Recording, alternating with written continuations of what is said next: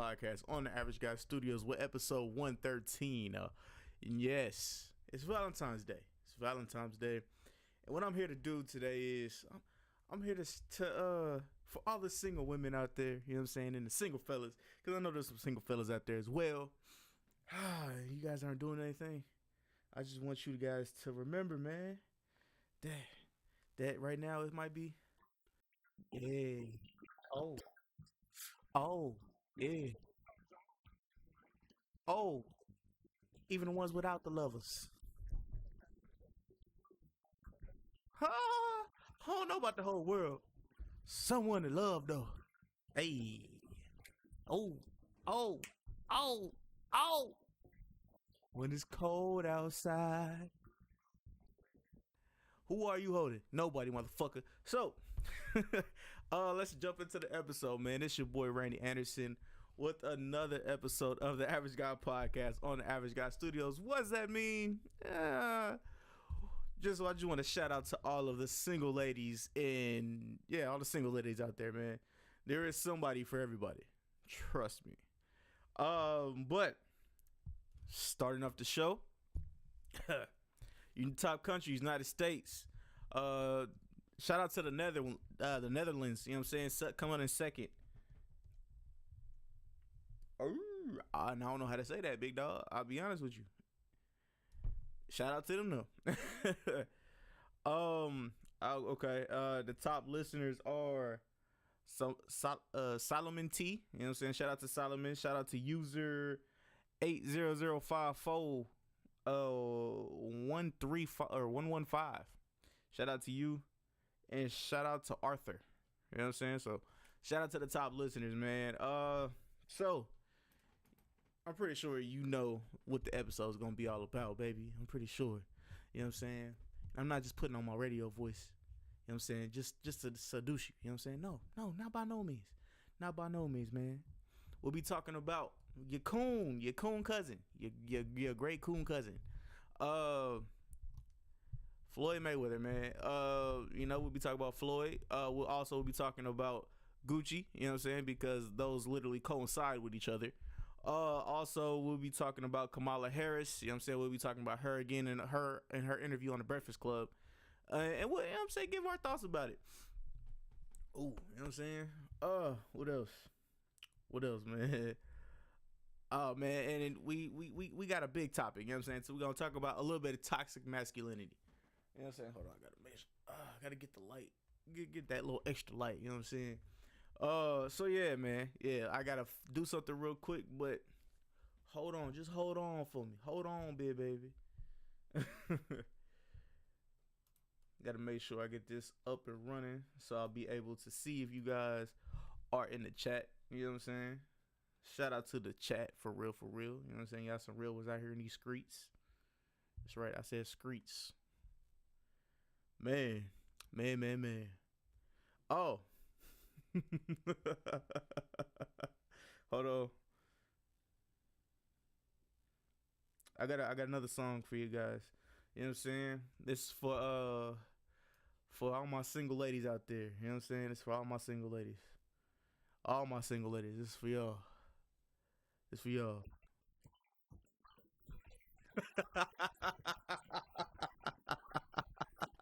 Oh, okay. All right, man. That's fucked up. That was fucked up. I do not apologize. Not all the way. But first and foremost, man, to those who don't have a Valentine's, shout out to you. There's always next year. You are a trooper. You are worth it. Yes, you are. You are worth it. Oh yeah. P.S. I don't own the rights to none of that music, you know what I'm saying? Even though it was just like little snippets. But yeah. What am I looking for? Big dog. What is it? Where is it?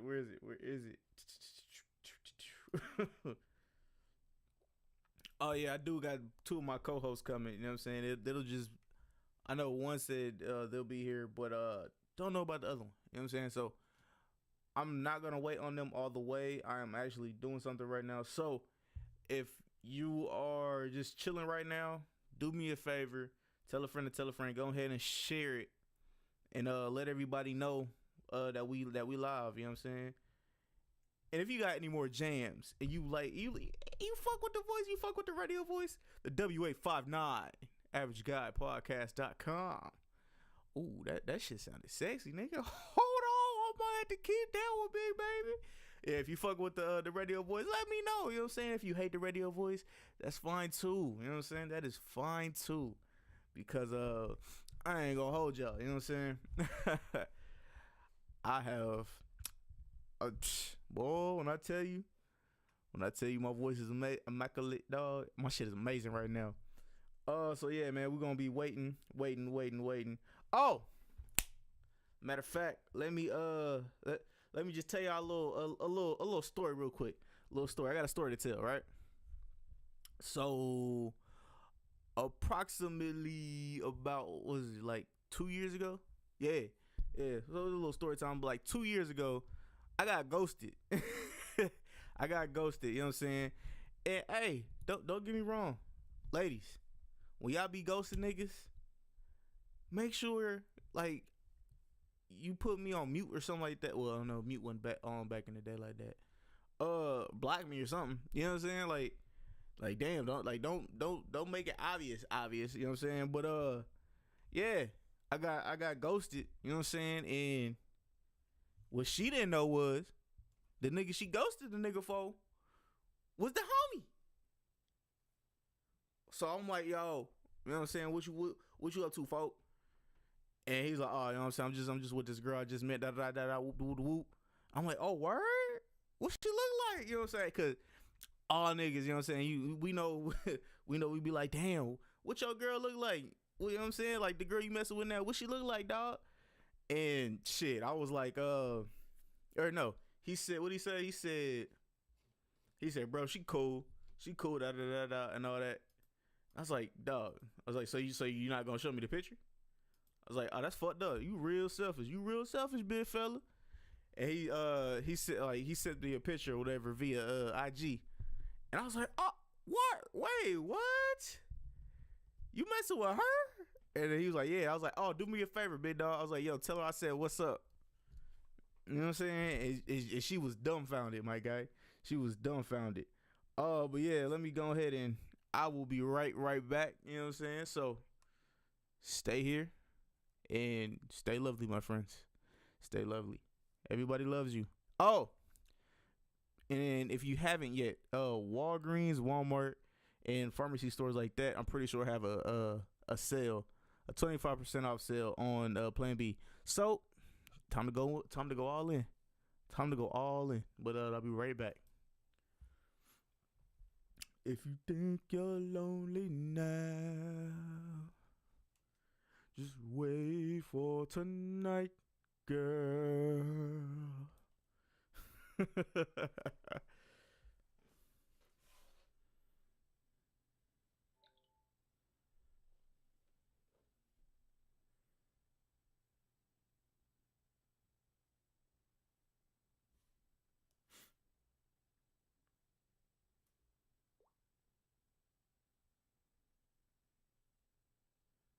So if you do pop in the room, you know what I'm saying? If you do pop in the chat and you see the Be Right Back, I am here. So just make sure you let yourself be known. You know what I'm saying? Let yourself be known in the chat. If you single right now, you know what I'm saying, and you bored, or if you want to date and the date is boring, you know what I'm saying, and you want to pop in the chat, go ahead and do that. You feel me? I'm here for you.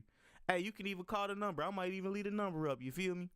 Yeah, I'm gonna leave the number up for y'all, just in case you bored and you want to call in. Like, damn, dog. Damn, Randy. You know what I'm saying? I ain't got no Valentine. You know what I'm saying? But I'm fucking with y'all right now. You know what I'm saying? I'm gonna be like, I appreciate it, dog. You know what I'm saying? And if you're a young lady without a Valentine, just know there's a man out there for you. There is a man out there for you.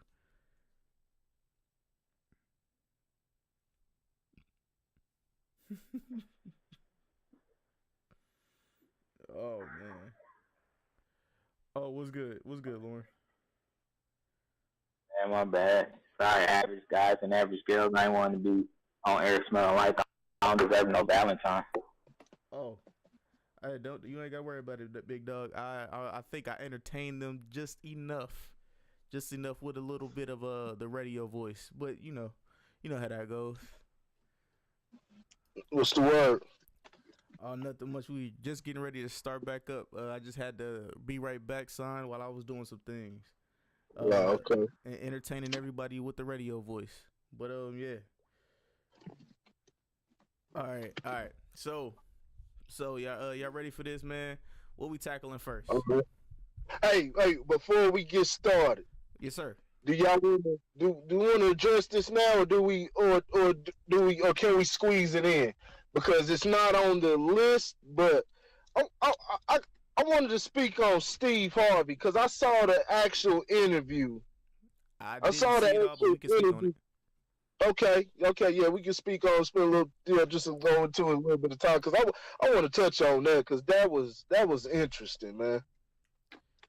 Go ahead, Lauren. Did you see it by any chance? As a matter of fact, I did. Well, I will be. That was good. I will be leaving it mainly up to you guys, but I did see some clips, so you guys can take it away. Okay, you want me to? Well, nah. What it was you don't know, Steve Harvey. Can y'all hear me all right? Mm-hmm. Okay, yeah, nah, it was Steve Harvey. He had Monique as a guest, and was basically just they were going into some of the issues she's had over the past, I say year, 6 months to a year, however long it's been. And she claims to have been blackballed from Hollywood, and it's been a lot of dust kicked up with her, and she's rubbed a lot of people the wrong way. But this is an interesting interview just for it. I keyed in on some words that Steve Harvey was talking about. So you say you saw it, Lauren. He got into some parts where he talked about she was culpable on some ends, she was culpable of doing some things that rub people the wrong way. And on that, I side with her. On that, I side with him as far as, you standing on stage and you want to tell somebody. He said she told Oprah, Tyler Perry, and somebody else. But it was another, big black black person in the entertainment field that's a millionaire. And Lee Daniels, yeah. Basically told them to suck her dick. You know what I'm saying? Of course she doesn't have a dick, but that's what she said. That's always the biggest form that's looked at as respect, and that's definitely what she was looking for in saying that. Now, if you tell somebody to suck your dick or something like that, be prepared to never fuck with that person ever again. Right. And that's what I agreed. So that's what I agreed with him on. But see, then when he slid completely off the. Hold on, let me turn the light on for this. So he slid completely off the goddamn rails, because now he starts talking about, because she's coming from a stance of she believes that she was showing integrity. And in some parts, yeah, go ahead, tell motherfuckers what you think you worth. You know what I'm saying? Now, people can respond. I personally don't think Monique is funny, but there's people that probably, and from what I've seen, there are some people that think she is funny. I don't think she's funny at all. But, and that's something that she can negotiate. But, and the way she did it may have been wrong, but what he was talking about was completely wrong in my eyes. It was completely wrong, because he started talking about she believes she was coming to this situation and approaching it as being an artist that stands on integrity. And his damn answer was he started getting into buck dancing mode. He had that old little buck dancing voice. We black out here. We black out here. We can't be worrying about integrity. This is the money game. It ain't about white and black. It's about money. Stuff like that. That's a huge problem. And we'll get into Gucci and everything, and there's more to talk about with Gucci, but I'll just bring it up as far as Floyd. Between Floyd and Steve Harvey, which one is the free man out of those two? Steve. Steve? No, Floyd. No. Okay, continue. Floyd, despite we may not like what Floyd has to say, and I have some stuff on that later, but we may not like what Floyd has to say, but Floyd is the free man out of that situation. Steve had a damn opportunity. See, what you don't do is get complacent. And that's exactly what Steve Harvey's done. So everything he's doing, and he's linked to that goddamn dollar, and the dollar's not coming to him. He's got to go chase the dollar because he ain't built nothing off of everything he's done. 140 million through all these years, and he's still a goddamn slave. And that's what came, and that's what he was talking in his speech. You know what I'm saying? He can't display integrity. He's putting integrity over money, and then saying I got people that are dependent on me. If you want to handle your business, you want shit. You can do shit on your damn terms. You don't get in the game with these crazy ass white folks. You know what type of games they play and get complacent. But see, that's where Steve's so little. I tried to hold out on Steve. I wasn't jumping on the whole, I'm mad at him for visiting Donald Trump and stuff like that. But Steve has shown signs of the buck dancer, but he ain't, to me, he hasn't come all the way out with it. But this was the telltale sign right here. And this was really, really sad, just sad to see. And, I don't know how the national audience would have took it, just the everyday casual listener, but that was incredibly, that was pathetic. And that's exactly why you selling a black woman this, and this is why they can't, a lot of them, and before you men going on talking about, I'm trying to cape for the black woman and shit like this, they got shit, there's shit on both sides, but this is exactly why they can't respect, and they won't respect you as a motherfucking man, because you won't stand on your goddamn ground. Stop putting integrity before money. You wouldn't even be here if people had that goddamn mindset. You wouldn't even, people like Steve Harvey wouldn't even be able to make millions of dollars if the people who fought for freedom had that goddamn mindset of I'm gonna put money before the integrity. That was sad as hell, man. That was pathetic. All right, Lauren, you up next, man. Yeah, I mean, I can't say I disagree. This whole thing is super, super interesting, because comedy is a very, very interesting field where you're seeing a lot of comedians not step on each other's backs, to try to climb up the ladder, but they stepping on each other's necks. A lot of comedians are at odds. I mean, the whole thing with Steve Harvey actually goes back to the Kings of Comedy, and the rift that they had. It wasn't just Bernie Mac and Steve Harvey. It was Steve Harvey and D.L. Hughley, too, and Cedric, too, in a lot of ways, That's why if you recognize the ascent that Steve Harvey took, while everybody else really, for the lack of better words, just kind of went into their own lanes. Understood what lane that they needed to get in because they weren't accepting or bowing down, to the almighty dollar. And it's crazy how as adults we talk to the young kids about, it's not all about money, but then we go and do this stuff, because Steve Harvey 10 years ago was a proponent of do it your own way. Go about it your own route. You don't have to bow down to the man to get your money. But then now he's starting to patronize, and pander, and don't get me wrong, I'm with Corey 100%. Monique is not funny at all. Like, period. Like, if she the only reason that she was one of the queens of comedy during that time is because there were very few female comedians out during that time, you know, that were making major moves. But Monique is in no form or fashion funny.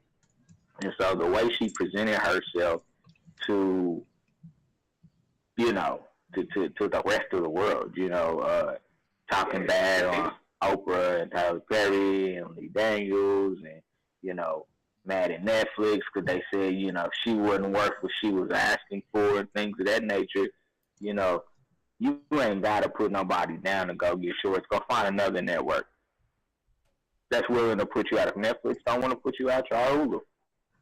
You know, Hulu don't want to put you on, find another network. Because, you know, when I listened to the interview she did with Sway, I was like, Netflix is right. You're not worth that kind of money. Like, for real. Like, there's nothing about you that's funny. And, you know, yeah, she won an Oscar. You know, I give her credit. She won an Oscar. You know what I'm saying? You know, so, you know, kudos to her, but she didn't really ride that tidal wave. You know what I'm saying? She fell off. I think she got a little big-headed about the situation, and her business wasn't tight. You know what I'm saying? Anytime your husband is your manager, that's a problem. In the industry, that's a problem. You know what I'm saying? Because everybody on the outside is going to look at that as a conflict of interest. And she should have known that. You know what I'm saying? If somebody, well, she should have listened because people put her up on game. You know what I'm saying? And was like, your husband doing this is not a good look in the industry. But she wanted to do it her way. So if you want to do it your way, you can't be mad when other people don't let you in. You know what I'm saying? You gotta kick that door down yourself. You know what I'm saying? Steve Harvey's changed. You know what I'm saying? He's got Hollywood. He's gone into that mantra of, you know, I gotta sell out for $1 to try to get, you know, money from my people. You know what I'm saying? But when you go at it that route, there's a lot of pitfalls and a lot of things that can happen, you know, when you go at it that route. Because I do think that he has the interest of black people, but the way he's going about it is a really, really slippery slope. There's enough of us as, you know, people of color that have money that if we really pulled our resources, I'm not just talking money, but if we pulled our resources together, we could create something. But we refuse to do it because there's so many egos out there and people that don't see the big picture, that they're only focused on themselves. And I think Steve Harvey is starting to go down that path. I think he had good intentions, but I'm seeing a different Steve Harvey than the Steve Harvey of old. And, you know, he did come across as disrespectful. Yeah, he came across as disrespectful to her. You know what I'm saying? Like, and that had me. And not to cut you off, I just want. And do you see how she was just quiet for the remainder of the interview? See, we talk about how Monique, you know, how she's been loud and everything, but she actually listened. Because to the outside, if you don't do no critical thinking, it will actually sound like something. There's something to what he's saying. Some things you do in the dark. If it's something, some things you do in the dark. If it's something that you can't be presented to the public, when we're talking about integrity, it's probably stuff that you need to leave in the dark or stuff that you need to leave completely anyway. So if you're running around calling people a bunch of cunts and faggots or calling people racist things, you know what I'm saying? Calling people a bunch of racist names and things like that, and when you get in front of fucking media, you know, now you got to change it. Those are things we can all identify. We can all agree that those are things that you need to change. But when it comes to things that you have beliefs on, stand on that. Those are the things you see, and that's what Steve Harvey was referring to. He wasn't talking about, you know, just trash behavior and things that are detrimental to society. He was talking about kowtowing and buck dancing around issues and not speaking up. And you know, you do have to play the game to an extent, but you do not sell yourself.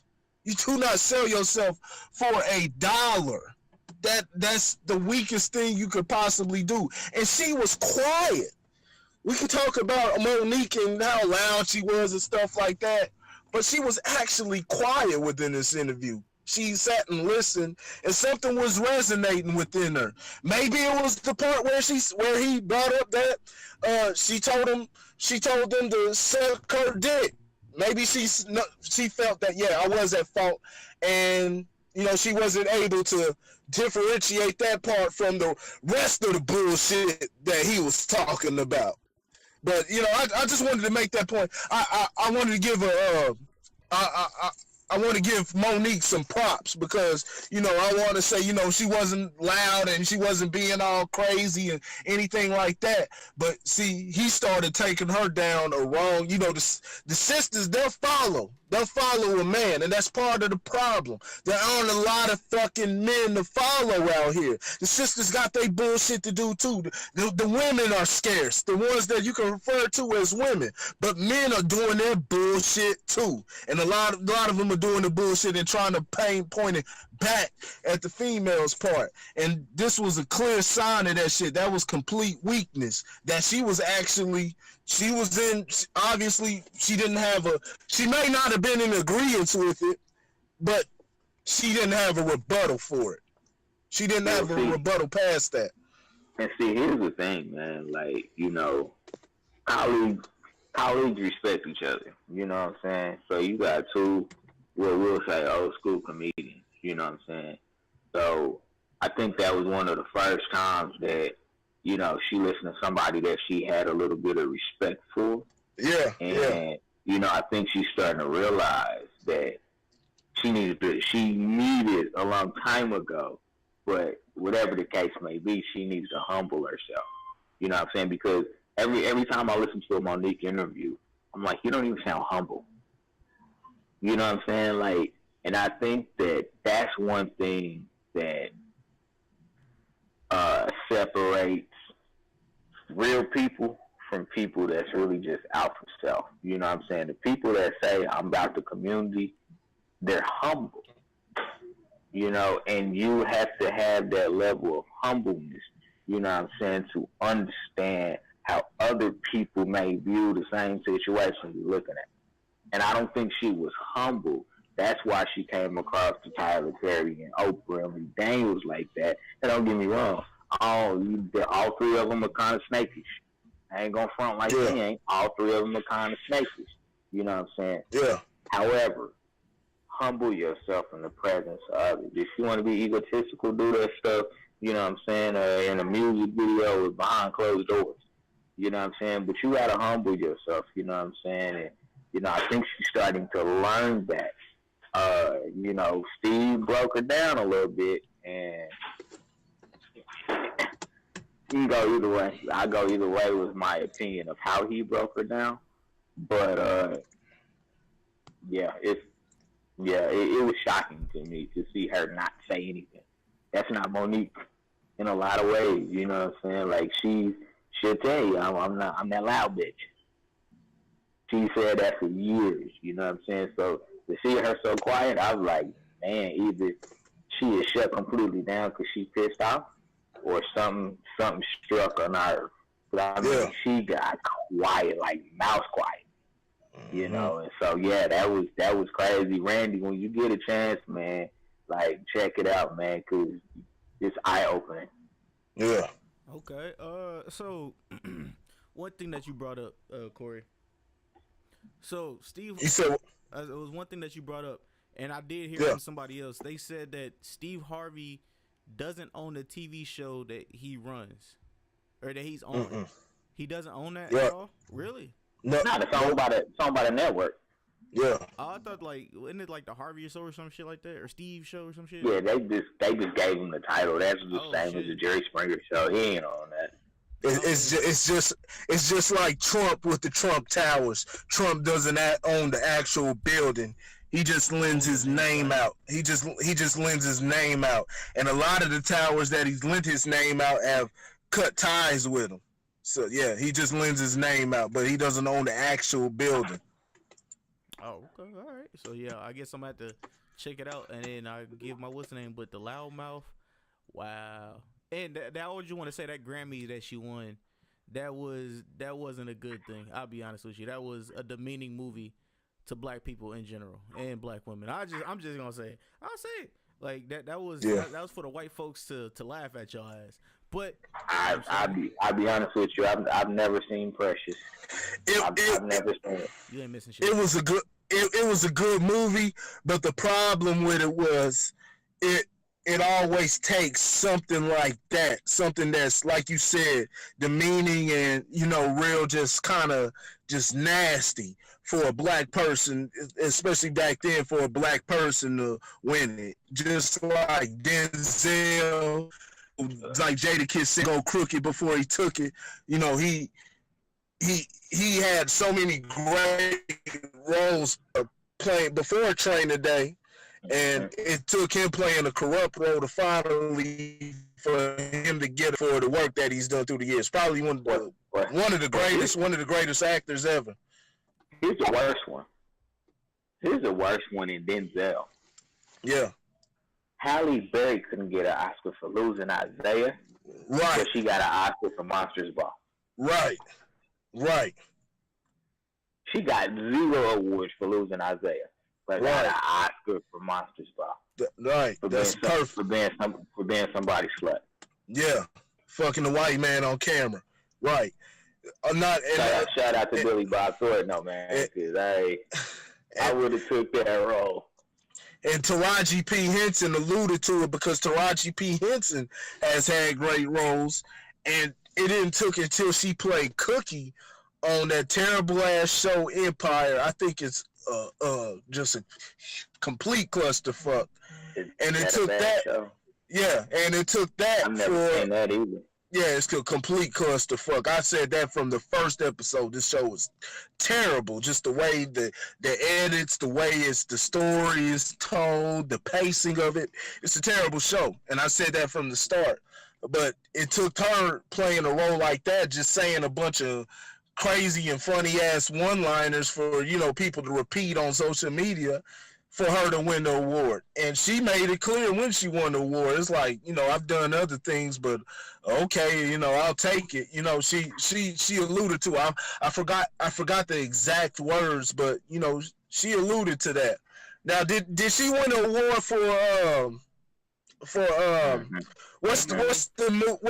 what's the movie when they were the scientists? The space ladies. Yeah. That was a great movie. I think they did. She got an award for that. Okay, that was a great movie. See, and she didn't get an Oscar. I don't know what she got, but she got I think it was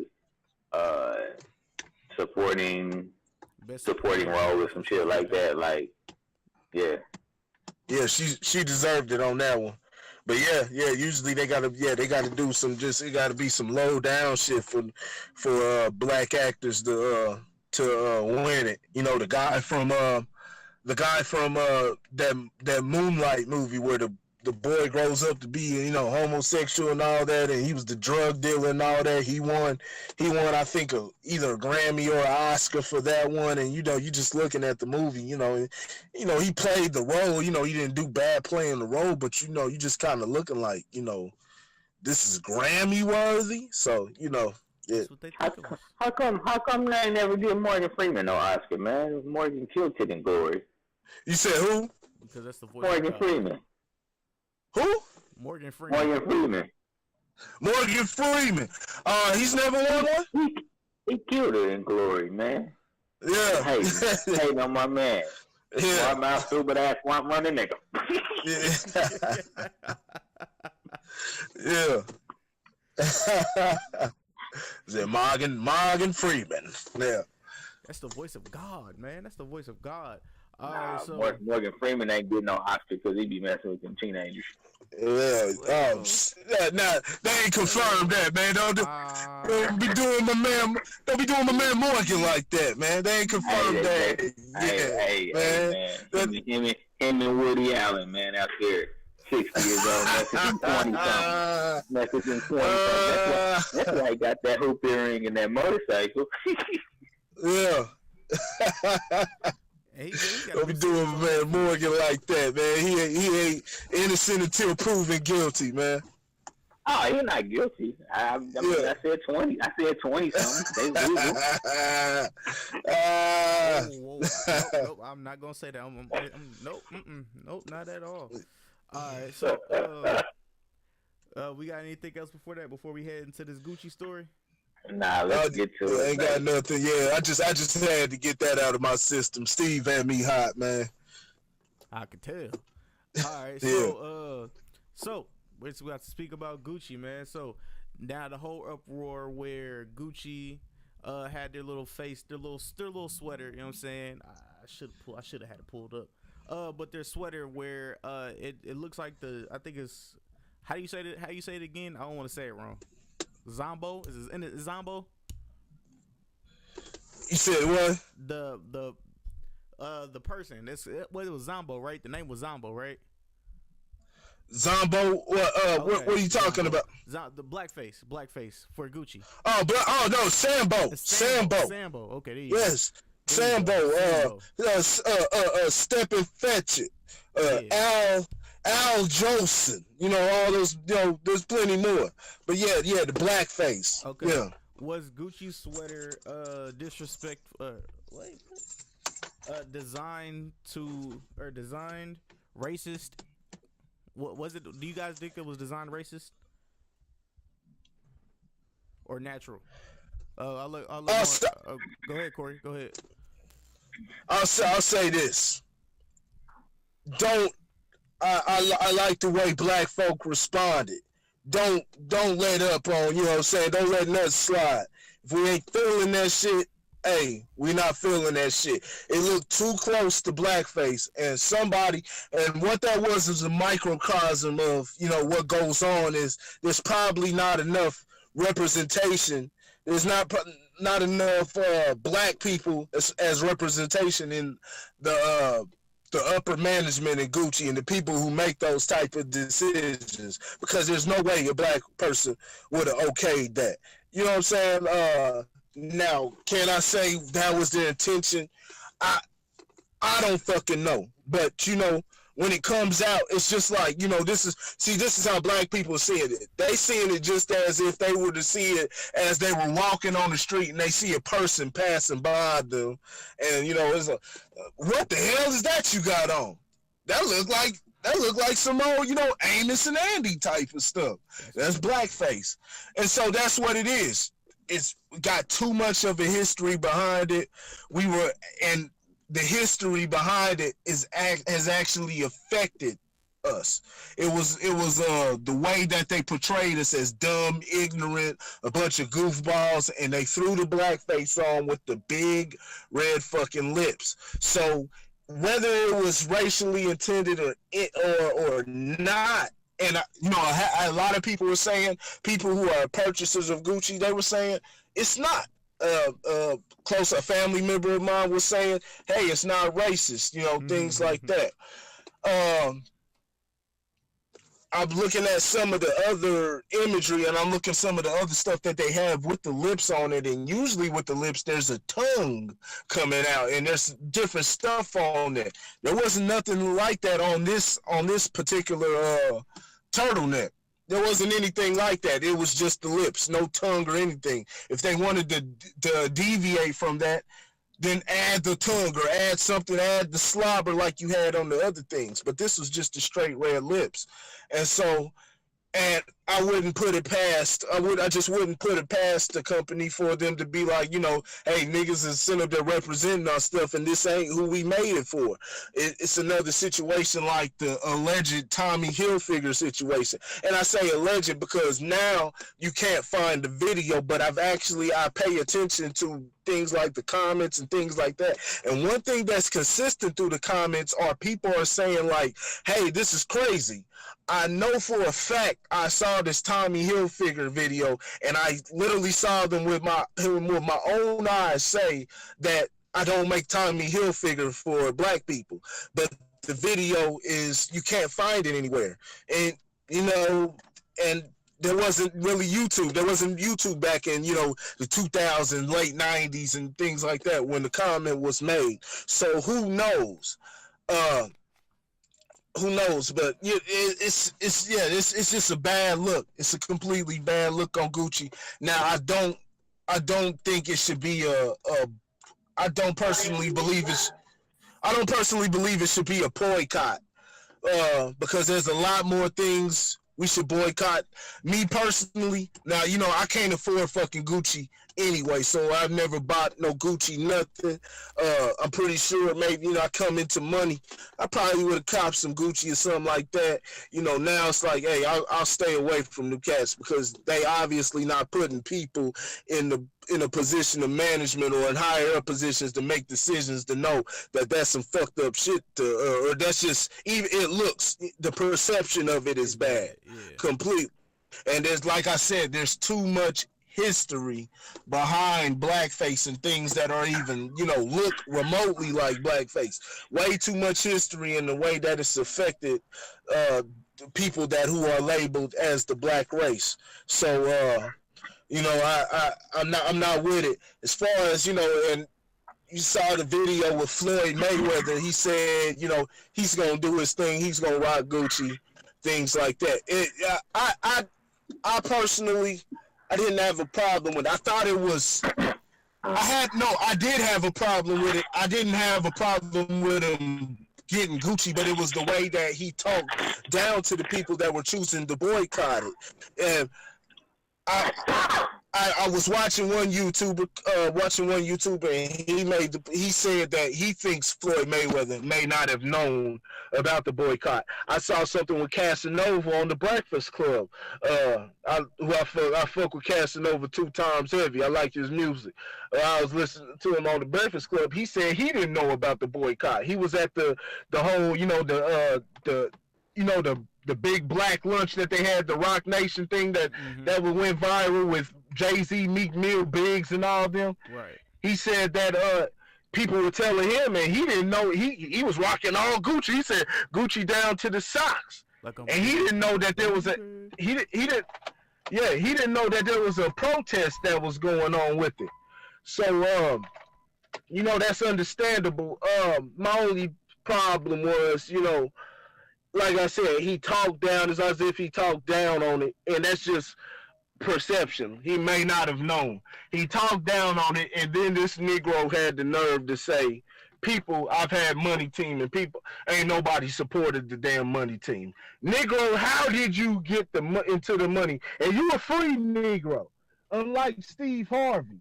You know what I'm saying, who has to kowtow and capitulate for his boss. You a free Negro. The money comes to you. So I take my hat off to you on that.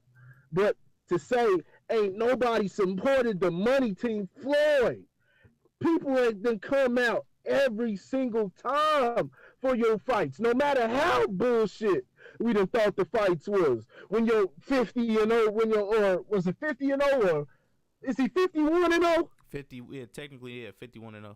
51, so his 51-0 fight was against Andre Berto. Andre Berto is a good fighter, but he wasn't worthy enough to be competing for the championship and the 50-0, you know, for that mark on the 50-0 mark. He wasn't worthy enough for that, but that was Floyd looking out for his homie. But people still poured out to support that. Then you bring this, then you have this novelty fight with this clown, Conor McGregor. Big silly ass fight. We watched you. We can see that this wasn't 100% Floyd. This was Floyd putting on a show, WWE style. And people came out, millions and millions, hundreds of millions of fucking dollars. Both people got paid. So that was just disrespectful as hell for Floyd to come out and say that. And he just, like I said, he lose sight. But he may not have fucking known. When I look back at the video, when I saw that, and then I look at the video, I sit there and say, you know what, there's a possibility he may not have known about the boycott. But I mean, he ain't said, from my knowledge, he hasn't said nothing or responded to it, since then. So it's not like he's trying to clean up the situation or anything. So, but nah, that's just Floyd. People been supporting you, man. Like don't forget the people that help help take you to where you are. You got to have the damn viewers. You can have all the boxing skills, but if ain't nobody watching you, you ain't getting no damn money, man. What the hell's wrong with you, bro, man? So that's facts. Lauren, you up next? Man, so here's how I look at the whole blackface thing as far as Gucci's concerned. Okay, Gucci don't care. Like Gucci don't care. Like that's just what it is. You know what I'm saying? Like they're in business to make money and capitalize off of any trend that's out there, and that's exactly what this was about. This was about the blackface being so popular and so polarizing that they was like, we getting ready to make some money off of this. And Corey, I don't know if I agree with you. I mean, you could be 100% right, but I could see some black person that's so far removed from the culture getting past them. I really genuinely can't believe that. I genuinely can't.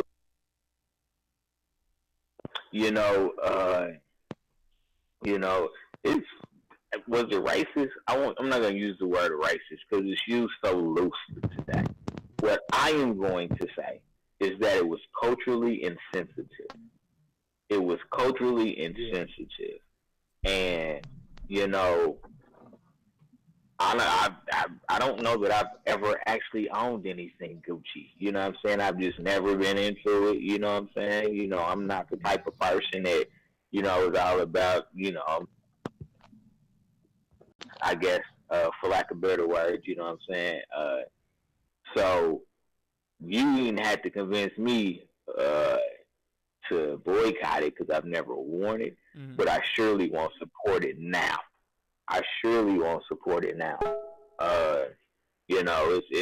It's downright awful that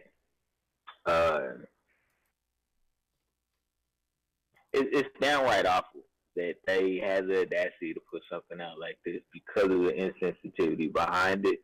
But I'm not surprised at all. I really am not. You know what I'm saying? It's a tough line to toe when you want to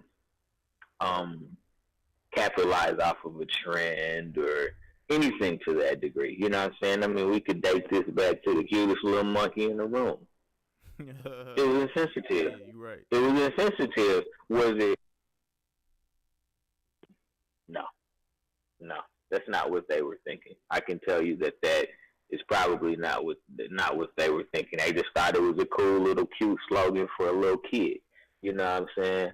But yeah, this blackface thing, you know what I'm saying? I mean, it's grown arms, legs, you know what I'm saying? Everything, you know what I'm saying? It's a full blown person now, and it's sad to me. I'm not gonna lie to you. Even though everybody's entitled to their opinion and what they want to do in life, it was sad to me that the way Floyd Mayweather responded to it.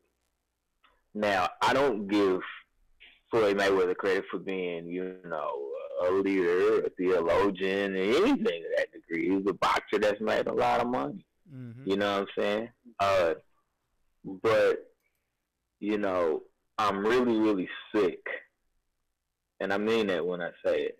I'm really, really sick of black celebrities not understanding the importance of their platform. And this is what I mean when I say that. Or when I say it, yeah, this is what I mean when I say that. You don't have to agree with the popular opinion, but don't give your opinion, if that makes sense. Yeah. You don't have to agree with popular opinion. Just you don't need to give it. For you to be like, man, I don't know nothing about I'm with the money team. I'm getting ready to go. Look at all these bags we came out the store with. Like, what is that representing, man? Like, how much did you spend at Gucci, and what could you invest to plug something back into the community? But a lot of that goes to upbringing. I'm pretty sure Floyd Mayweather Sr. ain't talked to his son about, giving back to the community, said capitalize, get as much money as you can get. True. Facts. So I don't think that, he has that type of bone in his body. I'm disappointed with Gucci. But again, I don't wear Gucci, so I really don't care. You know what I'm saying? But I encourage anybody that's saying, hey, if you're going to be blatantly insensitive like that, I'm not going to support you. It'd be different if it was something that could go either way. But I'm like, really? Like, really? Yeah. You know what I'm saying? What your boys say, really? Like, really? It's terrible. Really? All right. That's terrible, man. So it's disappointing, but I wonder what Biggie would say. Now. Ooh. All right. Let me be honest with you. I don't give a fuck. I own 2 Coogee sweaters, so suck one. Like, cause I won't get rid of them. Them shits is those shit mean something to me, at least. I don't know about everybody else, but them shits mean something to me. I will not get rid of them. But real quick, I want to play a clip of what my thoughts are and how I thought that people how I know people think. You know what I'm saying? So this is me. This is a clip from Instagram.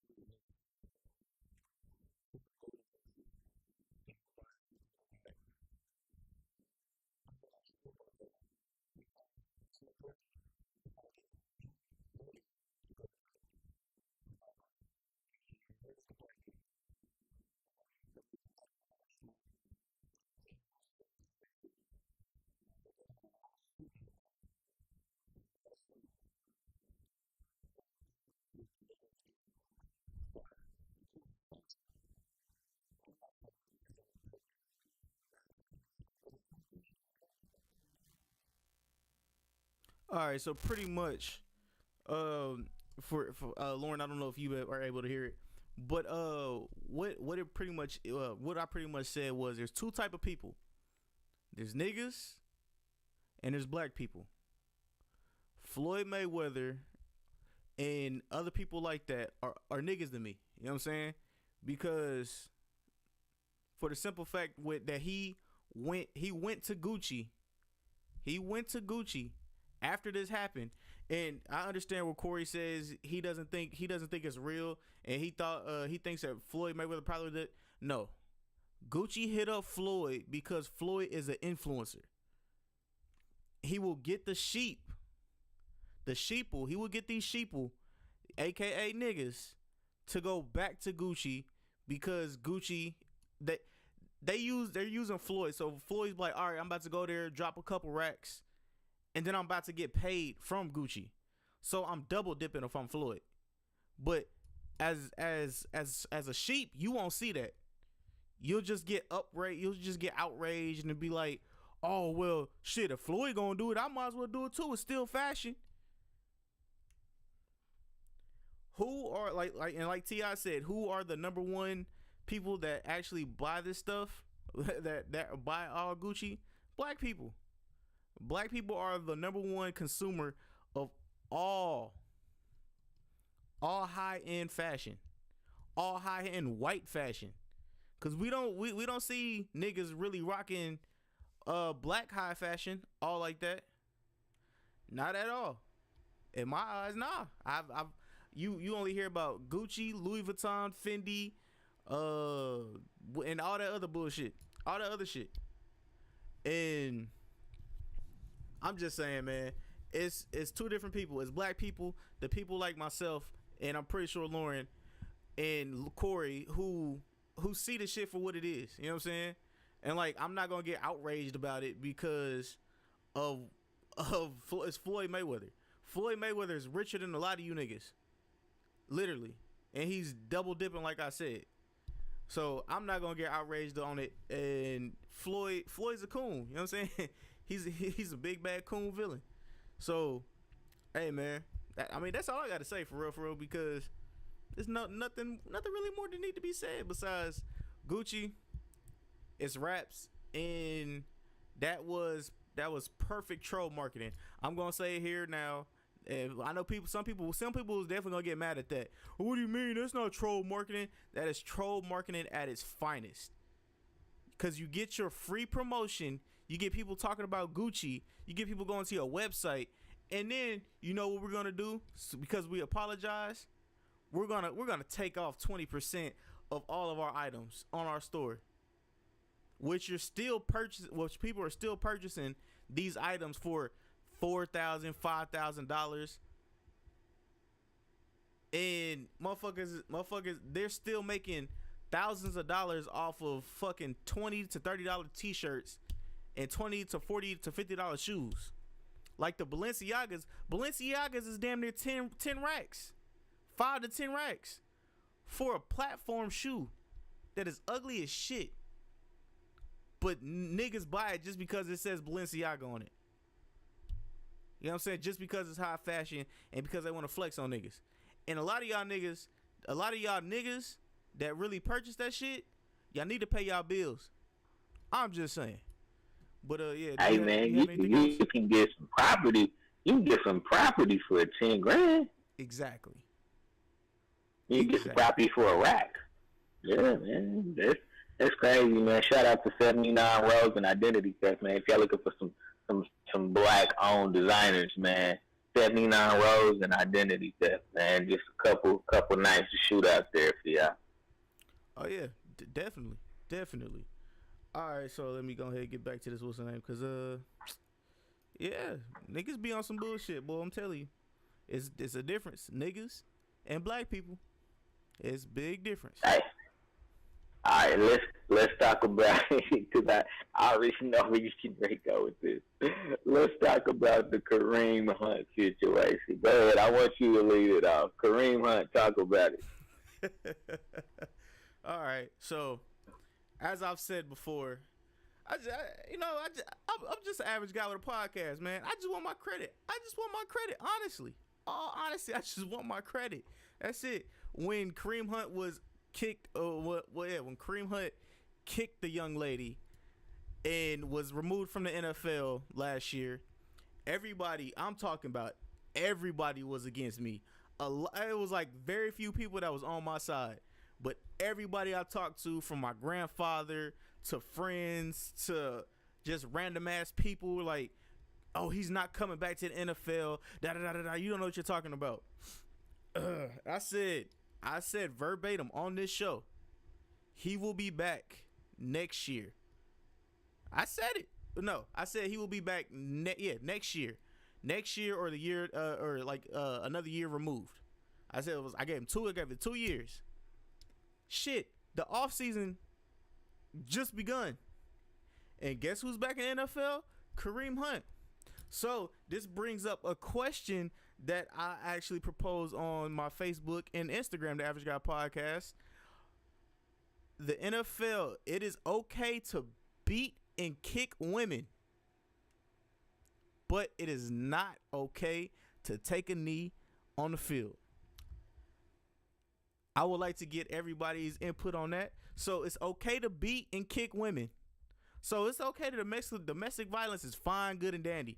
As long as we don't see it, you good. Even if we see it, we still got your back. But you can't. Oh, no. No, you don't take a knee. You don't disrespect our league. You don't disrespect our quote-unquote troops, even though we disrespect our troops and ex-troops every day on a daily basis because motherfuckers is homeless. But, hey, I ain't trying to go too far in. You know what I'm saying? I'm going to let y'all answer that question. Let me know what y'all think. You go, Lauren. So, let me give you your props. You did say it. You did. I didn't disagree with you when you said it. I didn't think it would be this soon, and I surely didn't think it would be me neither. The Cleveland Browns. But this is why. Let me. I want to talk about this a little bit. There's two reasons. There's two reasons that it made sense that it was the Cleveland Browns. Two reasons. It happened in Cleveland. Number one. No, he's from Cleveland. Oh. He's from Cleveland. So Cleveland has an opportunity to keep an eye on him. They in Cleveland every day, so they can actually keep an eye on things. Now the other thing is, he's not officially back in the league yet. He's actually still in the commissioner's exempt list, and he still has to go through a legal process. So it could be, it could be another year, 18 months before we see Kareem Hunt back on the field, and that's a maybe. If he gets convicted, he may have to serve jail time. I mean, who knows? Now, will that happen? Probably not. He'll probably get slapped with a heavy fine, community service, have to go through domestic abuse classes and things, anger management, things of that nature. You know what I'm saying? I think that that's ultimately what the legal system will do to him. It's really, really tough for me. This is a tough one for me, and the reason that this is a tough one for me is because, you're innocent till proven guilty, right? True. He doesn't have a track record of domestic violence. He does have a track record of aggravated. I don't even know what the word is. You know what I'm saying? But yeah, you know what I'm saying? He's probably got a temper problem and things of that nature, or maybe he just got a ego. Maybe he just has an ego and think, shit, don't think he can do whatever he wants to do. But I want to believe, as young as Kareem Hunt is, that he genuinely made a mistake. He genuinely has the ability to be reformed. Now, the statistics aren't in his favor. The statistics aren't in his favor. First time abusers become second time, and that becomes the nature of who they are. But I want to believe that there is at least an opportunity for him in some way to right his wrong. Now, he'll never, he's on camera, so people will never forget that. But, Ray Rice, Ray Rice has served his time. He's tried to, clean up his image and, understanding the mistake he made, try to rectify it so that others don't make the same mistake. Mm-hmm. So maybe that's somebody that Cleveland may want to have, talk to Kareem Hunt. I think the youth is the reason that he had an opportunity to get back in the league, especially so quickly, because when Ray Rice got suspended, Ray Rice was no longer a featured back. Yep. So it was easy. It was easier for the league to use that as a way to blacklist and blackball him out of the league at that point, because he just wasn't the caliber of player that he had been, leading up to his last season. So I think that made it a little bit easier for NFL executives, I would say, to give him a second chance. And the NFL has been known. Let's be honest. The NFL has been known to turn a blind eye, not only to domestic abuse, but any type of abuse. The 90s Cowboys, Michael Irvin, Nate Newton, you know what I'm saying? Those guys were selling cocaine, smoking cocaine, out there on Sundays playing football. And of course the domestic abuse. I feel like the NFL needs to just take their hands off of it. That's what I feel like. When there's an open case, take your hands out for it, let the judicial system handle it.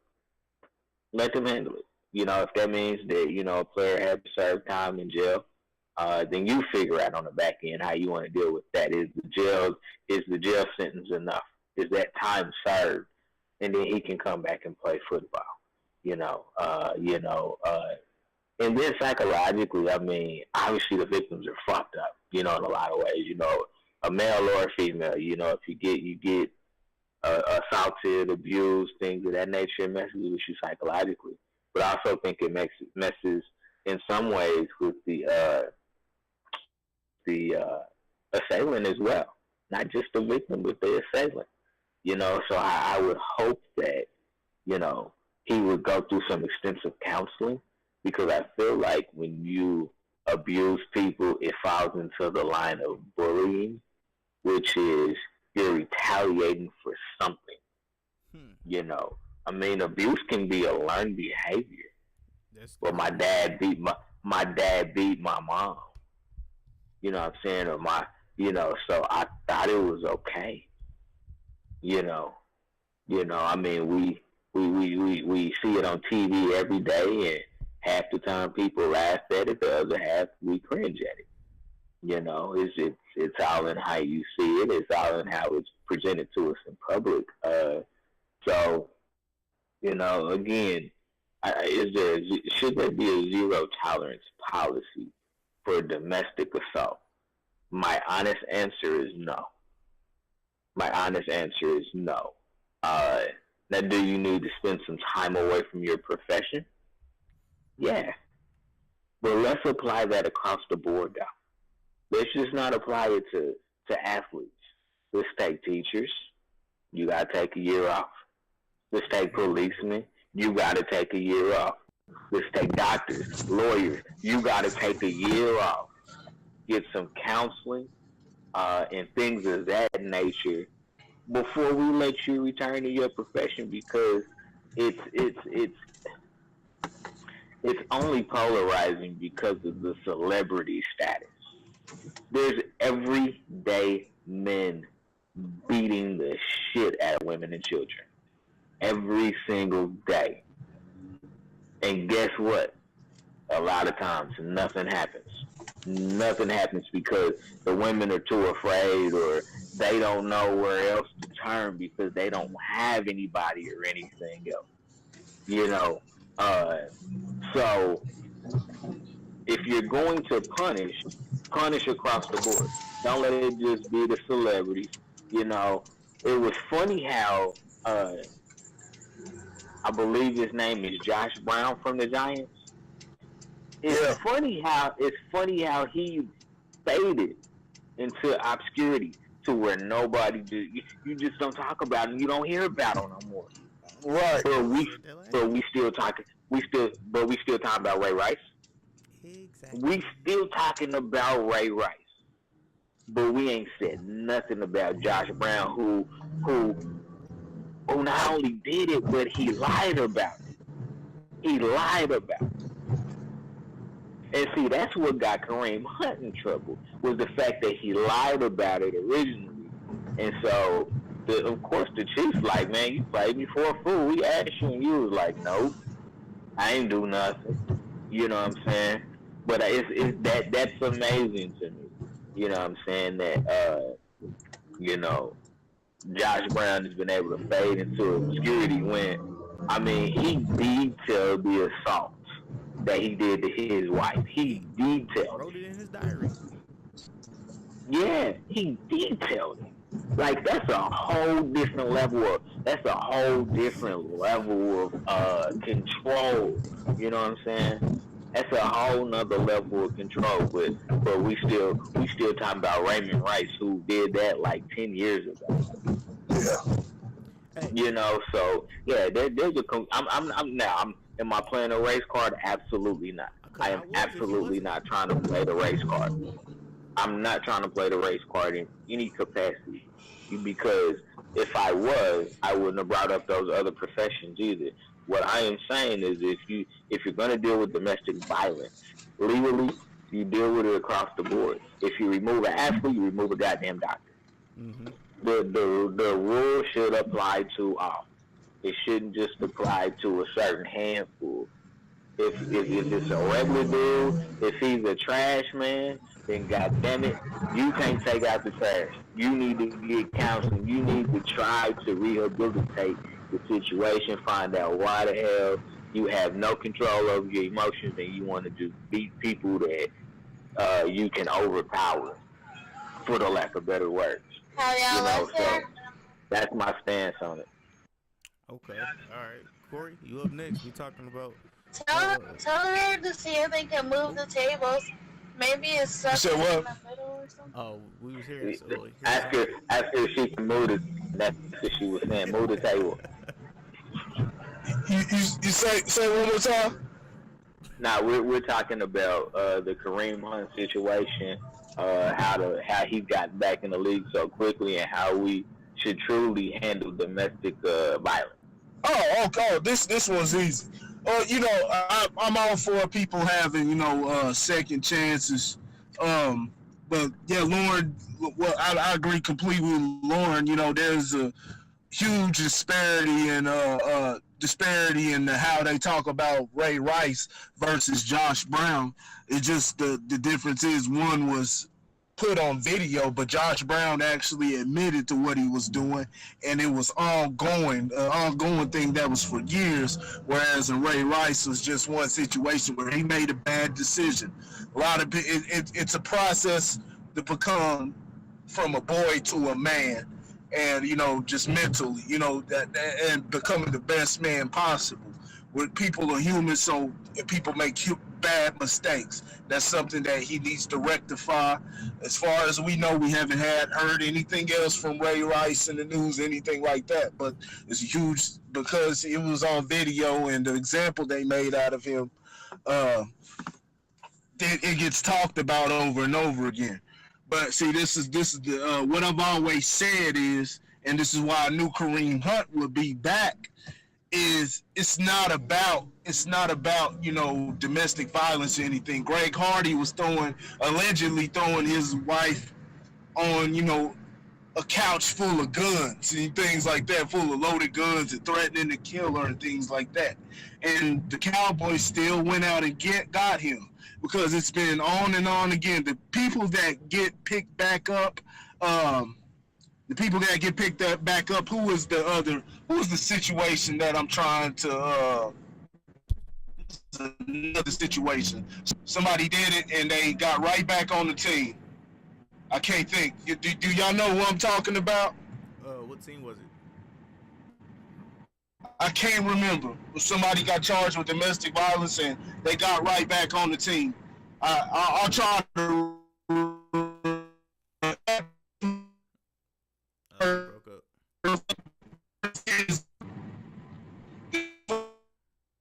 Produce in the NFL. Stats has been in the top running backs. When he was playing the games that he played this year, he was still at the top of the league as far as production. He was at the top of the league last year, in the top 5 running backs last year. So he's still bringing production. The thing with guys like Colin Kaepernick, and that's not domestic violence, but it's situations that the NFL is doing strictly for a PR issue. This is the only reason why they're handling these issues in the manner that they do. It's PR issues. And what Colin Kaepernick and Ray Rice had going against them is they just weren't winning. It wasn't winning football you were getting from. People like to bring up, Colin Kaepernick. He threw 16 touchdowns, 4 interceptions the season, but only won one game, and he had a very, very low QBR, and he was committing a lot of turnovers. You breaking up. Can you hear me? Yeah, there you go. Yeah, no, Colin Kaepernick wasn't getting the win. So no, that's all it boils down to. Any time that still producing and you're still in your prime, it doesn't matter what you do or how you're perceived. A team is still going to pick you up because you're still valuable. Like I said, the year before Ray Rice got caught with that, got caught up in that situation, he was rushing for only 2 yards a carry, less than 2.5 yards a carry. So he was expendable. If Ray Rice is running for 4 yards and 1,200 yards a year, he still would have been a Baltimore Raven, hands down. It's all about production. So, but what the NFL tries to make it, they're gonna cut ties. If you're expendable and they know they can do away with you, they're gonna do away with you. But if they know that you're a star, and you're bringing in the dollars, they're gonna find a way to get you back in there. They're gonna find a way to get you back in there. It's just like the NFL. Now, I don't know. You know, it was alleged he beat his son. We're talking about Adrian Peterson. That he beat his son, and the son had, you know, wouldn't we all agree that beating a child is worse than beating maybe you know, and this is subjective. It's maybe worse than beating a grown woman. You know, beating a child and leaving bruises, having bruises all over him. It was alleged that, you know, Adrian Peterson went too hard. I'm not alleging him to be a child abuser or anything like that. You know, sometimes kids need that ass beat, but there are parents that, in the midst of things, may go overboard, and that's, you know, unacceptable. Needs to be rectified, but that doesn't make him a villain. But in the midst of that, he was still able to come back, and they were waiting. The Vikings were waiting on Adrian Peterson with open arms. They weren't going to get rid of a talent like that. And even after that, then he sustained an ACL injury. Then comes back and runs for 2,000 yards. So he's bringing in the dollars. He's producing. That's the difference. See, the NFL tries to play this PR thing. It's and that's what it's about at the end of the day. So, you know, production and the dollars outweighs that actual situation. And I say the situation because I personally, you know, I don't think a lot of these situations are as harsh as they try to make it seem in the media, and some of the punishment that the NFL hands down. See, this is where they throw themselves in. This is where they get themselves caught up.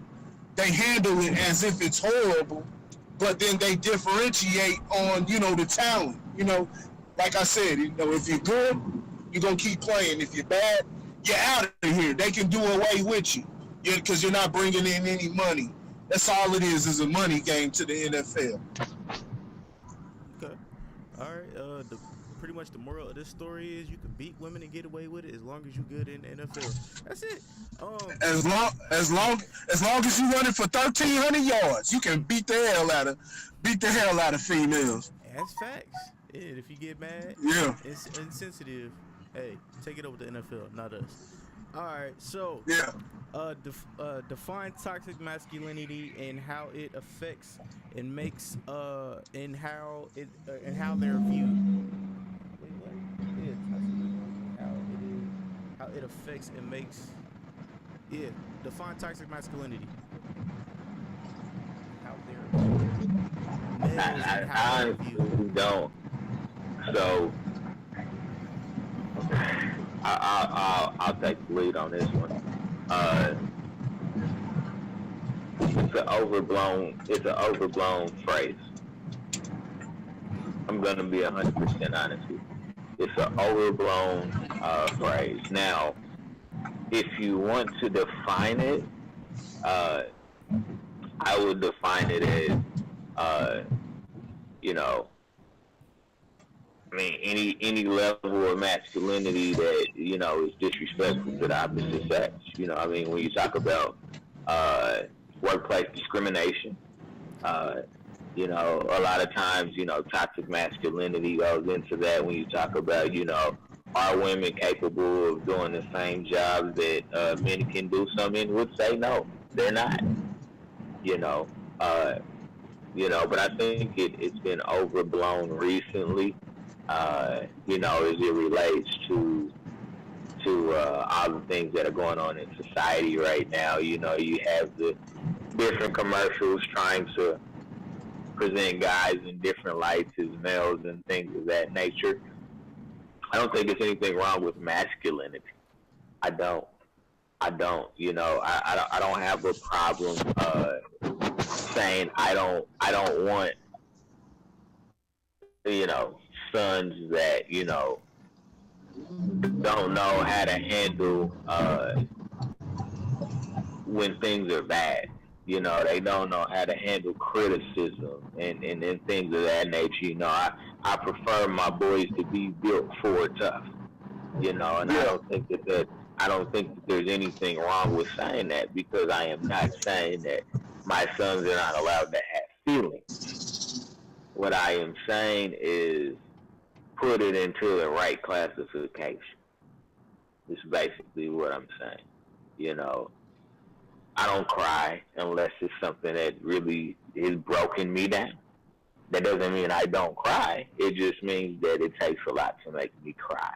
I don't waste my emotions on things that don't deserve the emotion. I'm not gonna do it. And it's just me. There are so many different types of people in the world.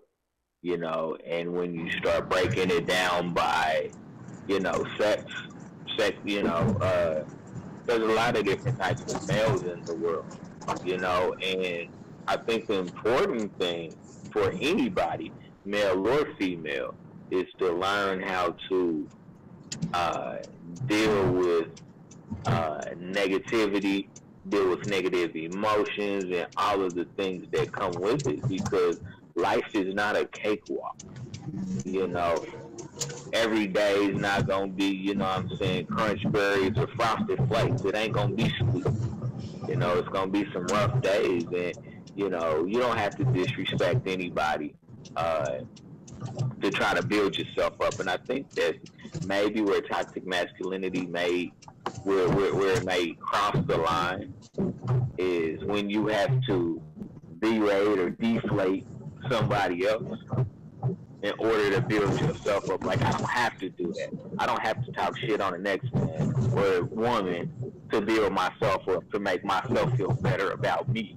You know what I'm saying? To put myself on a pedestal. And I think that, when you do it in that particular manner, maybe that is a level of toxic masculinity, because it does exist. I'm not going to sit here and act like it doesn't exist, because it does. I just really, truly feel like it's been overblown, is really what I'm saying. I think people are trying to present that most men are like that, and I don't feel like most men are like that. I do feel like,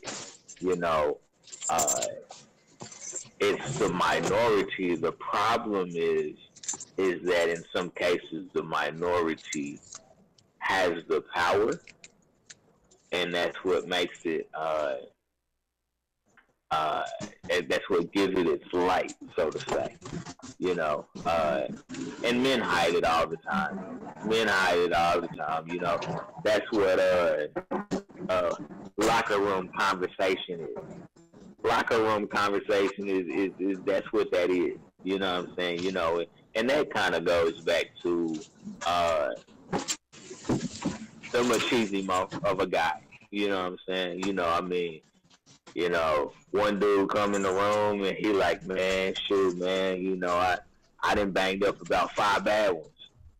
And you like, well, man, oh yeah, me too. No, you haven't.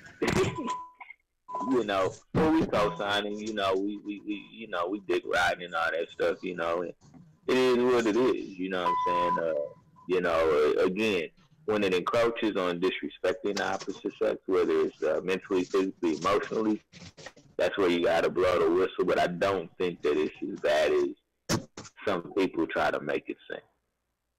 Yeah, I agree with everything you said, especially with the I guess the trying to one up each other.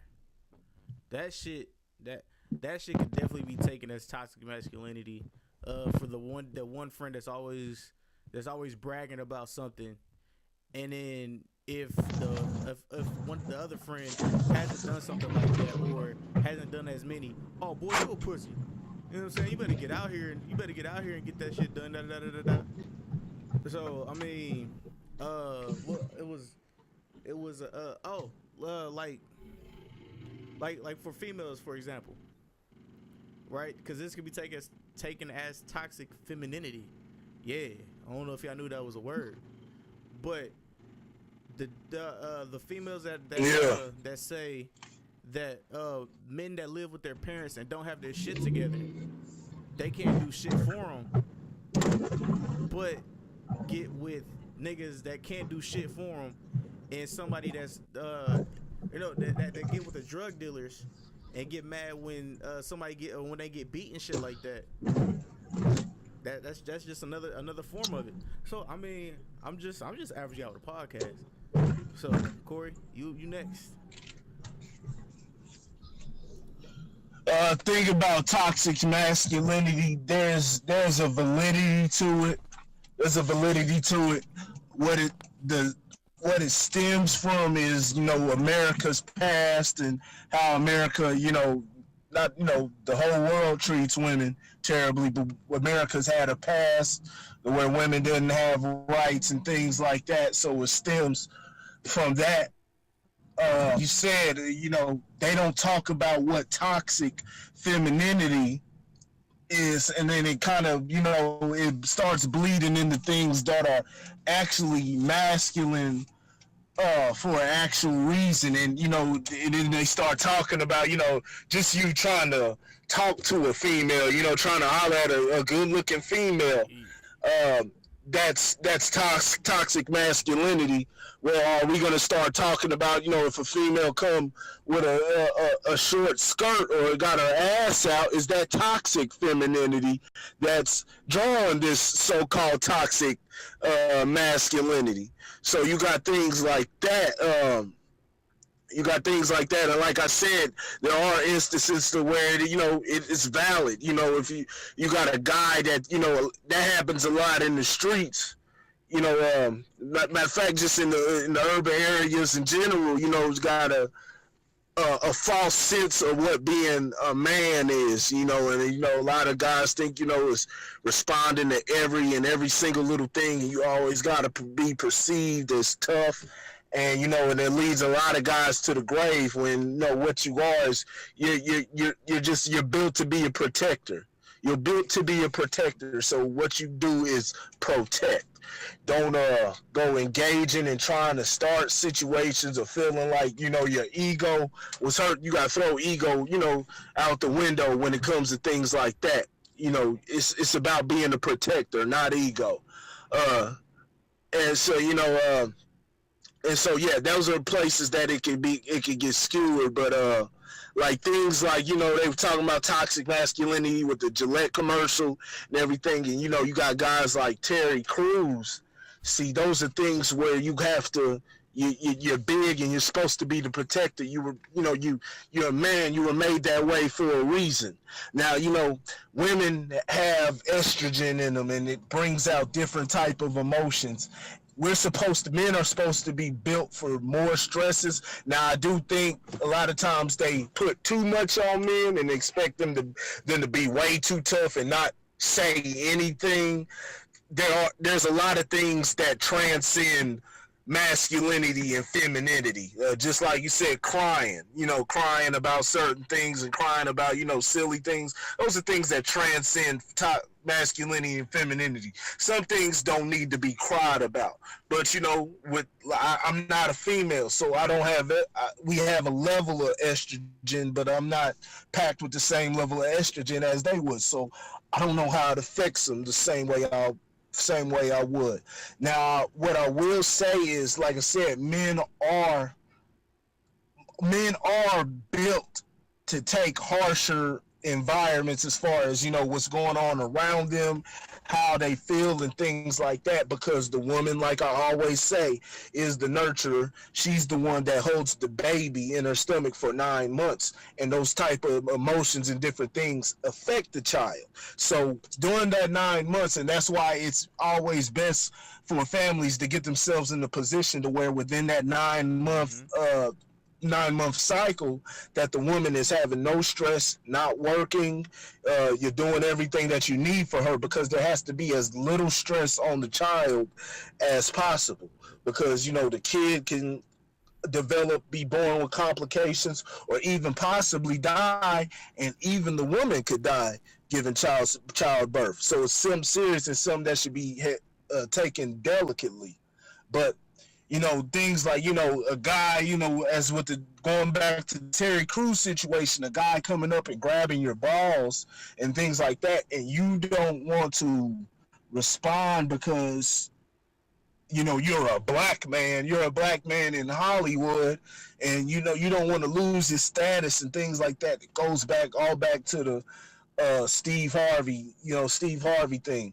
And they find it, and not only that, it goes to slavery, where they always find the biggest man, the biggest buck, and put him out there and humiliate them. And he ain't gonna do nothing because we got them motherfuckers by the balls. We control everything. And that's just going against everything that you were built, that God put you on this earth for, to do as a man. You're here as a protector. You cut that shit out when somebody's violating you in that manner. See, like I said, there's a clear difference between like I said, just responding to every little thing and somebody just saying some crazy shit to you and you jumping out the window and responding to that, and somebody walking up on you and testing you, grabbing your balls because they know you need them and you're how they eat. There's no way you can be a man. There's no way you can be a man in that instance. So it's got its validity to it, but like I said, with it having its validity, you still let's start talking about toxic femininity also. That's never been brought up once. But you know, reason why it's not brought up, because like I said, they remove the man, they get the man out the way, chastise him, bring him down, and then they get what they call, women with the big booty. And what do pirates call their treasure? A damn booty. Big booty Judy. Big booty Judy. And that's what they say. They say in marketing, any person that's in marketing, they'll tell you that women are the main market. They're the target with commercials and all type of things. They have to get the women entranced. If they can get the women, they don't need anybody else. Yep, they get the women, they get the children. This is true. This is what I tell people. It's what I tell people. Is you're trying to target. You're not trying to target the woman. You're trying to target her emotions. Yep. Yeah. Yep. Yeah. All about strategy. I absolutely agree. And I want to say something along to what you have said, Corey. You know, when you sell out, and you don't know who you are, that creates a lot of issues, man. We talk about this whole thing, we go back and forth about, the subject of rape and sexual assault, and, what was she wearing, you know what I'm saying, and all that type of stuff, and, it's a very, very interesting conversation, because for me as a father, you know what I'm saying, you put your hands on my daughter, and you might not, you probably not gonna wake up with legs, I mean, that's right. That's just how it is, you know what I'm saying, and I would never go to my daughter and be like, well, baby, I told you not to wear that little bitty dress out the house, you know what I'm saying, like, I try to raise my girls, you know what I'm saying, to use their brains as their weapon. You know what I'm saying? You know, you don't need to use your sex appeal as your main weapon. Now, if you want to throw it in the arsenal, great. You know, but you know, there's a certain way that you have to engage the young women and the young girls coming up to truly value themselves. You know, I tell my daughter all the time, you know what I'm saying? Don't roll dolo. Just don't do it. Don't roll dolo. You know, try to surround yourself with people that you know, that you're comfortable with, you know, because things are less likely to happen. It doesn't mean they're not going to happen. It just, the odds go down. You know, your grandparent, I don't know a grandparent that hasn't said nothing good happens after 11 o'clock. I don't know one grandparent that hasn't said that, and it's true. It's true for the most part. You know what I'm saying? Unless you went to a Jay-Z concert, you know what I'm saying? Nothing good happens after 11 o'clock, you know, because there's not much left to do. And that's just the truth. So trouble will find you, you know, and so it's all about using your head. You know what I'm saying? You know, we've engaged both males and females, you know, to use sex as a weapon. Yep. Essentially what it's become. You know, we use sex and sex, not sex, but sexuality as a weapon. You know, and again, I will never ever victim blame. Get some control of yourself. You know what I'm saying? I mean, you know, little mama might be cute as hell. You know what I'm saying? But if she ain't giving you no attention, like my man Jay-Z said, on to the next one. On to the next one, like, I've been times in my life, never once has the thought crossed me, oh, if she don't want to be with me, I'm gonna show her. I got too much game for that. Like, if you're not feeling what I'm saying, then I just go on to the next female. You know what I'm saying? And I think that really comes with teaching kids how to accept defeat. We don't teach that. You know, these participation trophies aren't helpful because not everybody's a winner. Not everybody's a winner. And so, you know, learning to lose and how to accept defeat is a very, very, very important tool to teach kids, because when you don't, you have situations where rejection is impossible to handle because you've never taught them how to rise above the rejection. You know what I'm saying? You know, if you lose a game, figure out what you did wrong and come back harder the next time. You know what I'm saying? If that chick ain't want to holler at you, you know what I'm saying? Maybe your breath stank that day. Who knows? You know what I'm saying? Maybe you was musty. Who knows? You know what I'm saying? Like, but don't take the rejection and get aggressive about it. You know what I'm saying? Take it as a learning tool, so that when you go holler at the next chick, you're like, I'm not gonna make that same mistake. You know. But sometimes you just gotta know your audience. You know. Sometimes if you really want something, subtly do something about it. You know what I'm saying? You don't have to do it aggressive. You know what I'm saying? I can tell you that, you know, I've messed with girls that, you know, they'd be like, nah, you know, Lauren, I ain't feeling you. You know what I'm saying? I'd be like, all right, that's cool. And then I turn on the charm, you know what I'm saying? And you just subtly work through it. But I ain't got to put my hands on you. I ain't got to do it. You know what I'm saying? Because if you don't want me in any capacity, I should probably move on. I should probably just move on. You know what I'm saying? I'm not gonna Charlemagne you and put no Spanish fly in your drink. You know what I'm saying? Like, we just gonna move on, man, because it's a whole lot of women out here. And when you get older, now this, I'm gonna tell you young cats something real quick. When you get older, beauty is completely different. Beauty is completely different.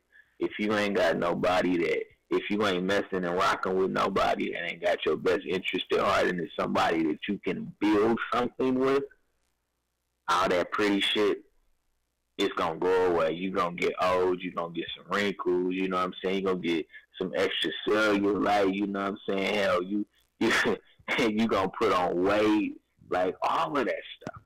All of that stuff. You know what I'm saying? So, you know, I get it, you're young, you know what I'm saying? You're looking for the little tenderonis and shit like that, but understand, you know what I'm saying? You know, Tina Turner said it best when she said, what's love got to do with it? Find somebody that you can build with and create a life with. You know what I'm saying? Because all that other stuff, happy Valentine's Day from Uncle Cupid. From Uncle Cupid. All right. So, yeah, man. We'll definitely have to get back to the toxic masculinity and toxic femininity, but I actually want to get a couple extra people on for that. Because I have a video for I guess you would call it a toxic masculinity, where the dudes were surrounding that girl at the gas station. I got that video I want to get knocked out, and another one I want to get knocked out. But question of the day, no, not question of the day. She should have shot out. She should have spanked her. She should have shot out them dumbasses. I have no quarrels, and you are right. But yeah, not question of the day, but get it off your chest, man. We haven't had to get it off your chest in a minute. I've got two, but before we do all that, let you guys know, and the link's in the description below. Grit Sports Media for all your sports need. Water cooler whoa, not water cooler, but water cooler talk. Corey, if you want to take it real quick, if you're free, let them know what they'll get with Grit Sports Media. Oh shoot, man, go to the Grit, man, get sports, get some sports trivia. Like I said, for water cooler talk, nothing much, more than that. Sports is, sports ain't nothing but a business, especially nowadays. But I like to take it back to the essence, and I like to get into the competitive edge of sports. Try to get into the grittiness of it. It's called the grit. So, trying to take the business away, get into some numbers, and, so, yeah, check out the Grit. Go to the Grit Sports Media, see what we got there. Got news, update, former history, all type of different things, stats. So, check us out. All right, and that is in the link in the description below. And also, what I need you guys to check out is Lojo Speaks. And I'll let Lauren take that over. Go ahead, Lauren. Let them know what it's about. Hey, man. Lojo Speaks, man. We talking about all things fatherhood, man. It's Valentine's Day out here. I'm going to tell you, man. Hey, man, you know what I'm saying? Come over here and get some tips, man. Teach your boys how to properly love a lady. You know what I'm saying? On Lover's Holiday for all the single young people in love. You know what I'm saying? Come have your fatherhood discussion, man. We got some real things we talk about over here, man. All of those will be in a link in the description below. Also, shout out to everybody that's been rocking with us on SoundCloud, iTunes, Stitcher, Spotify. Shout out to Spotify, like I said Tuesday show. Shout out to Spotify, because y'all doing some big things, and shit is getting shaky for a lot of you streaming people. Oh, shit's about to go in flames in the next few years.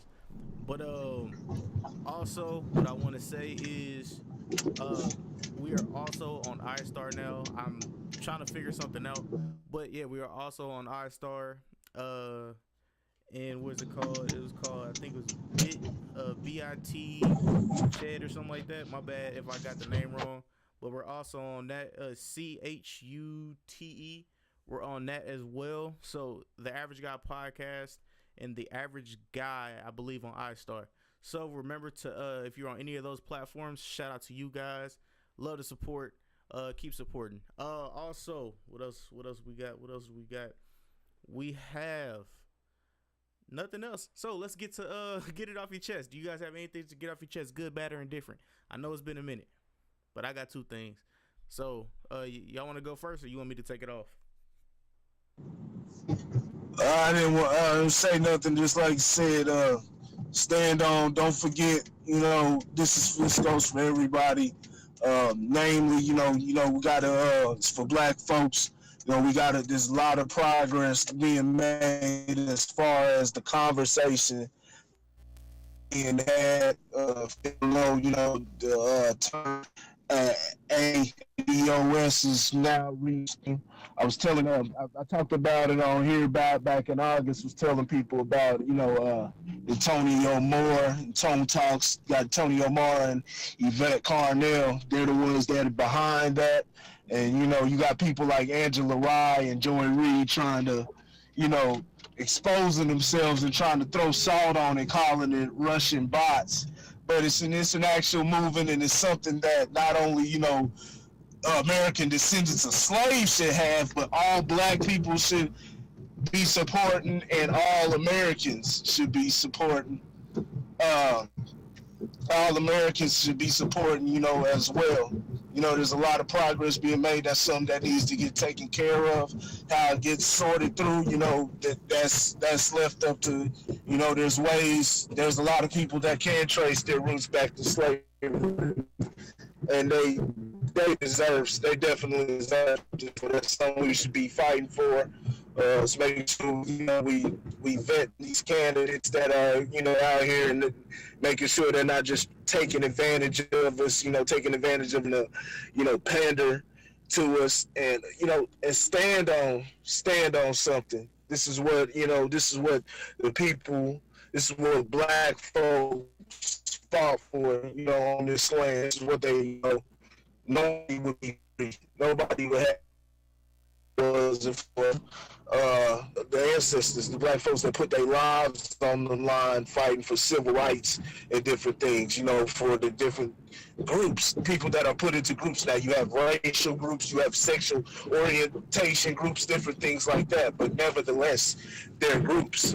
And they were grouped as in a way a system grouped them and put them into that category.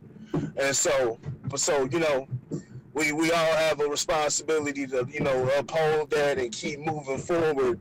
And like I said, don't ever trade in your integrity for $1. Stand on your beliefs, and stand on your beliefs, but be open to change. Because like I said, we're all human. We're not always right. We see things to how we see things to how we perceive it in our experiences, but there's always more, and you'll just be surprised on how your mind can morph, and you can begin to see things in a different way. So always have an open mind, but stand on what you believe, and put it out there. So put it out there for scrutiny and criticism, but stand on it. Don't ever trade it in for $1 or anything like that, because that's just, that just keeps people asleep. That just keeps the masses asleep. And that's why you don't have that's why you don't have any leaders represented in mainstream media. Probably, a handful, but not even a handful. I can't even think of nobody off the top of my head. I think Jay-Z, people like Jay-Z are a good example, but Jay-Z's a rapper. We're talking about rappers and entertainers, but people who are professionals in psychology and different things, in the black community, they're not getting they're not getting put in the forefront. So, like I said, let's just stand on our morals and, make them bend to you, don't bend to them. So, play the game, but don't compromise yourself. And that's all I gotta say. All right, Lauren, you next. I got a couple things. First thing I have is, I want to tell all my average guys and average girls out there, to listen closely and move with understanding. A lot of things that we see in the media aren't always what meets the eye. It's just what they choose to present. So, do your research, do your facts, make sure you're listening to what people are saying, because, people will pander you if you let them. And it's because we're not listening. We're hearing, but we're not listening to what they're saying. So that's the first thing I wanted to say. The other thing I wanted to say was shout out to EE Moving and Storage Company. 134 years in business. It is the oldest active business in the United States, and it happens to be owned by a black man. Shout out to happens to be owned by a black man, E.E. Ward, moving and storage company. 134 years in business. It is the oldest operating business in the United States, and it was actually started and is still owned by a black man. Shout out to them. Shout out to Black Excellence. Fuck it. Black shout Excellence out there. Not only that, shout out to different clothing lines. I'm looking into different places owned by black folk.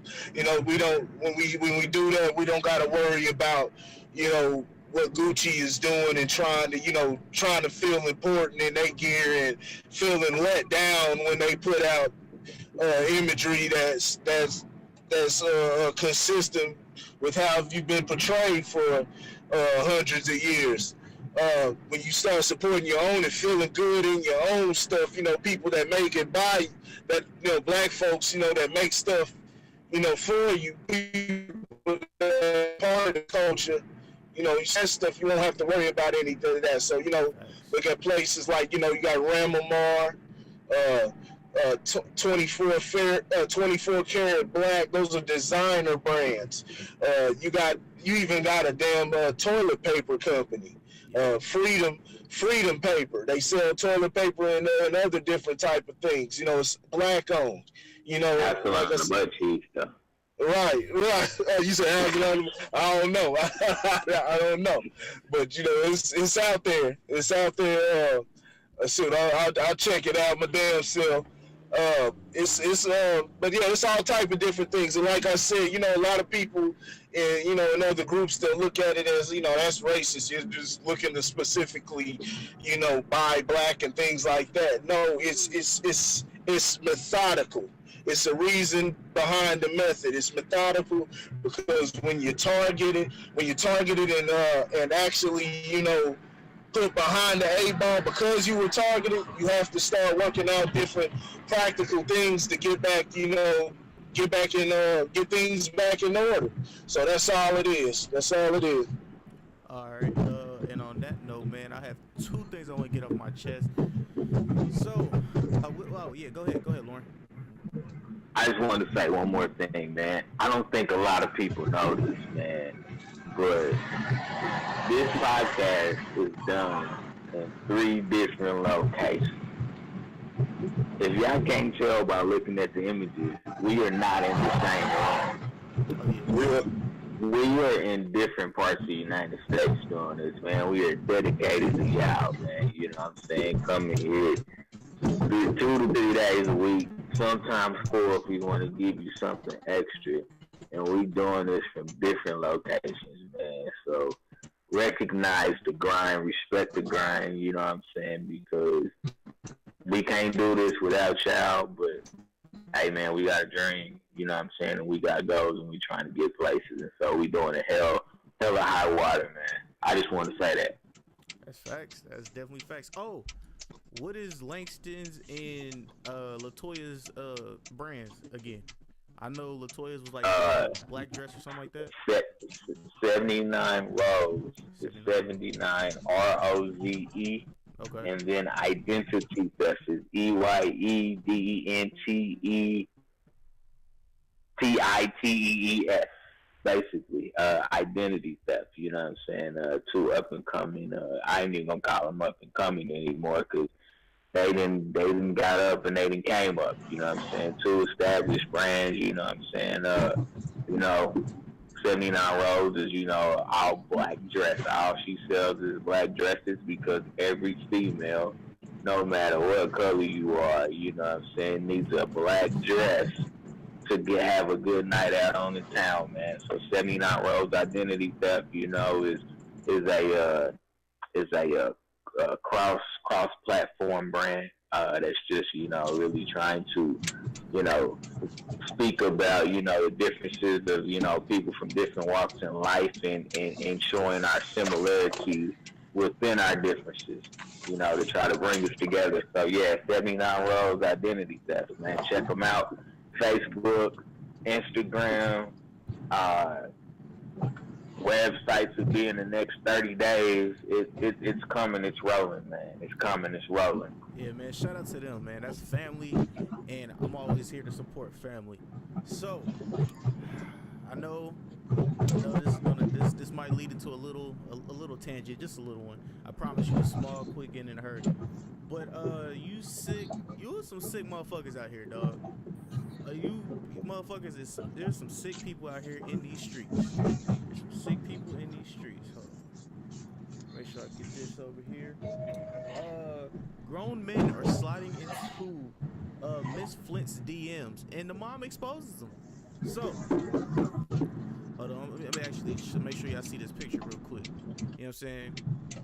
Yeah, y'all see that? Y'all see that? You disgusting ass motherfuckers. Y'all niggas is dirty. All y'all. So what's that? That's a little girl? Yes, that is a little girl, and niggas was sliding at her DMs. Oh, I'm not surprised at all. I'm really not surprised at all. The thirstiness that I see that goes on social media, which is just absolutely, it's just alarming, man. I'm not surprised at all, and that's why I tell young girls, and I always tell young girls, be careful. Be careful when you're on social media. They think I'm joking. I tell the parents and everything, be careful, because there's just. It's reeking with creeps. I mean, shoot, even if you look on Facebook, if you probably went down your timeline at some point, you probably seen a friend of yours or, some female, especially a lot of stuff that goes on, black folks, they ain't scared to put stuff on blast. They ain't scared to put it out there and put the spotlight on a person. And shoot, there's been people that I've seen the person expose their own family member. Show the details and everything. Like it's bad out here. There's a lot of predators and creeps out here on social media. So I'm not surprised at all, man. Bro, I'm telling, like I seen it and I was just like, dog, that could be one of my nieces.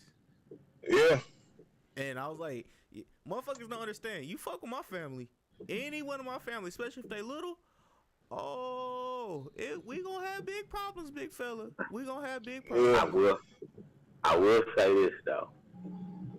With that little girl about 6, yep. Get her ass off social media. My only thing with that is she don't need to have no Instagram page. She has. I'm pretty sure she does it for her business, but still. Well, yeah. Now, she should have a business and different things, and there's a lot of little girls like, as long as it ain't no little girl doing provocative stuff. I think there's a space on YouTube and social media for kids, not only little girls but little boys, because there's all type of different media.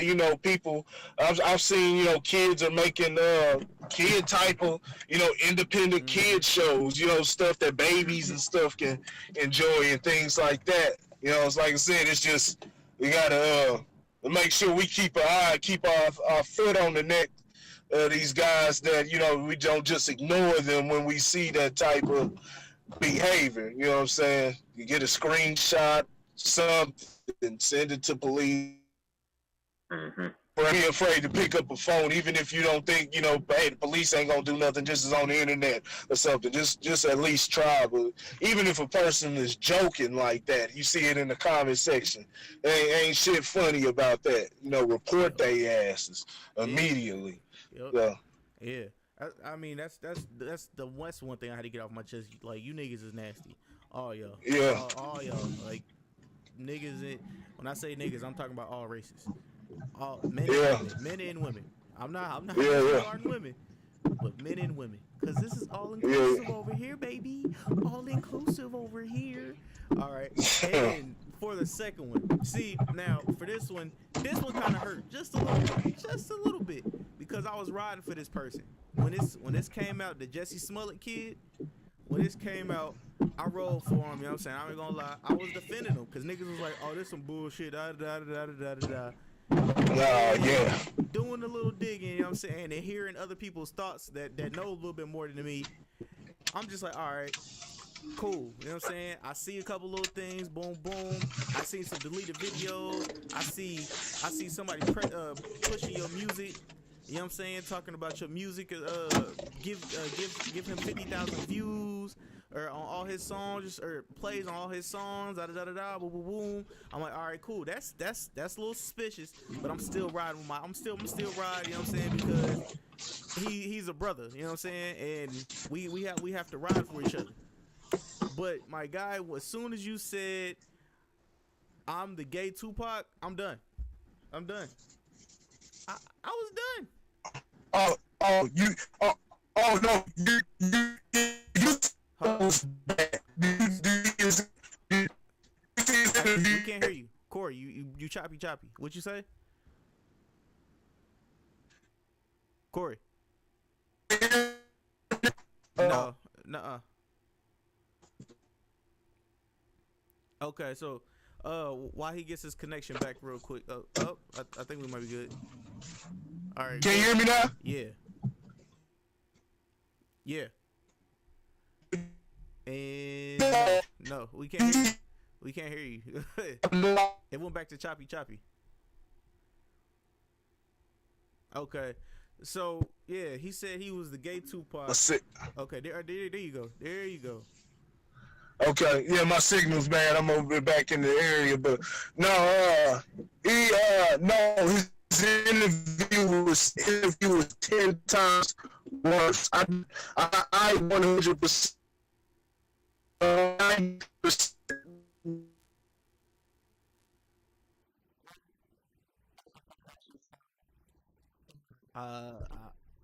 Attack, but it wasn't by somebody wearing a mag hat or anything. There's a possibility that it could have been a co-star on the Empire show. True.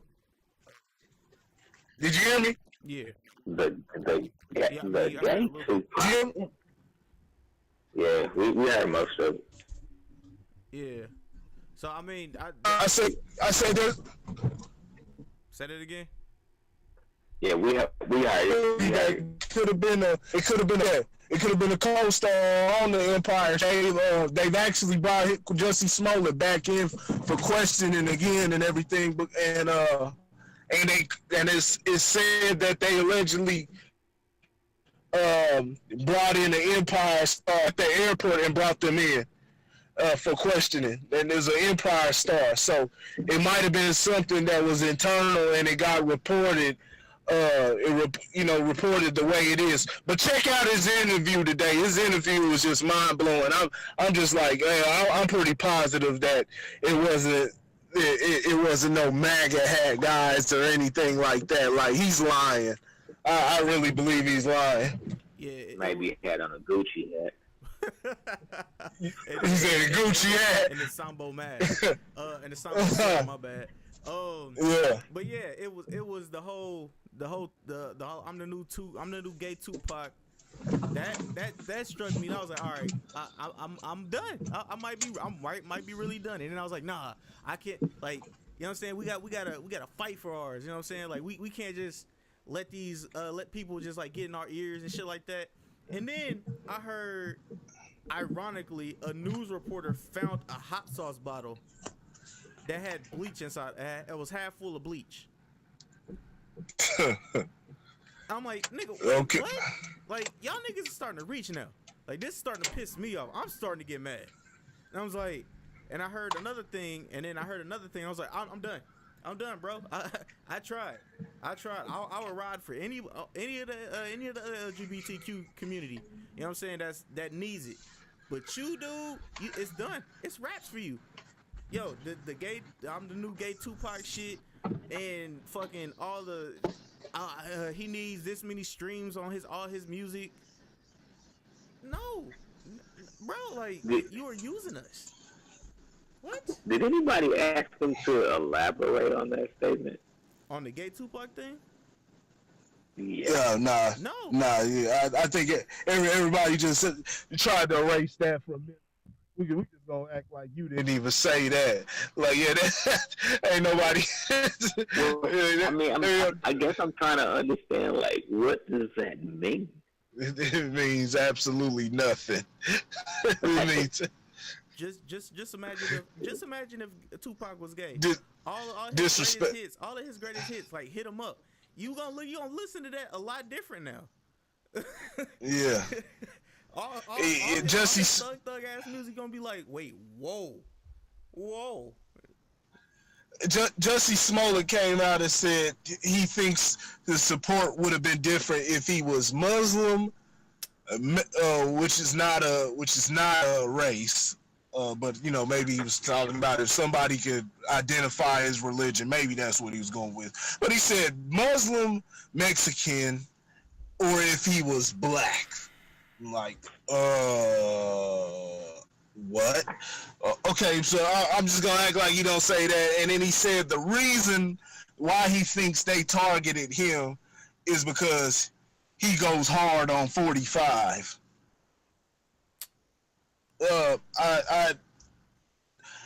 I'm pretty sure nobody outside of the Empire fans or anything knows who Jussie Smollett is.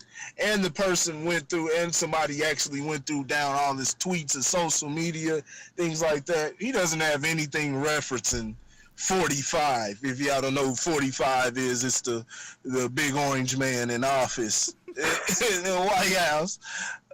But this whole story. Check out his interview with Robin Roberts. You'll be like, there's no way this guy's telling the truth. Like this guy's complete bullshit. He's complete bullshit. Like I said, I think there was an assault that happened. He got into some type of altercation, but it was not what he said. I 100% do not believe it was what he said, and that's how it went down. The gay Tupac? You said gay Tupac. He said he called himself the gay Tupac. The gay Tupac. I'm just gonna believe that Reddit story. That Reddit story sounded too true. And hey, I'm going with Reddit. I'm believing Reddit. I'll be honest with you. What did Reddit say?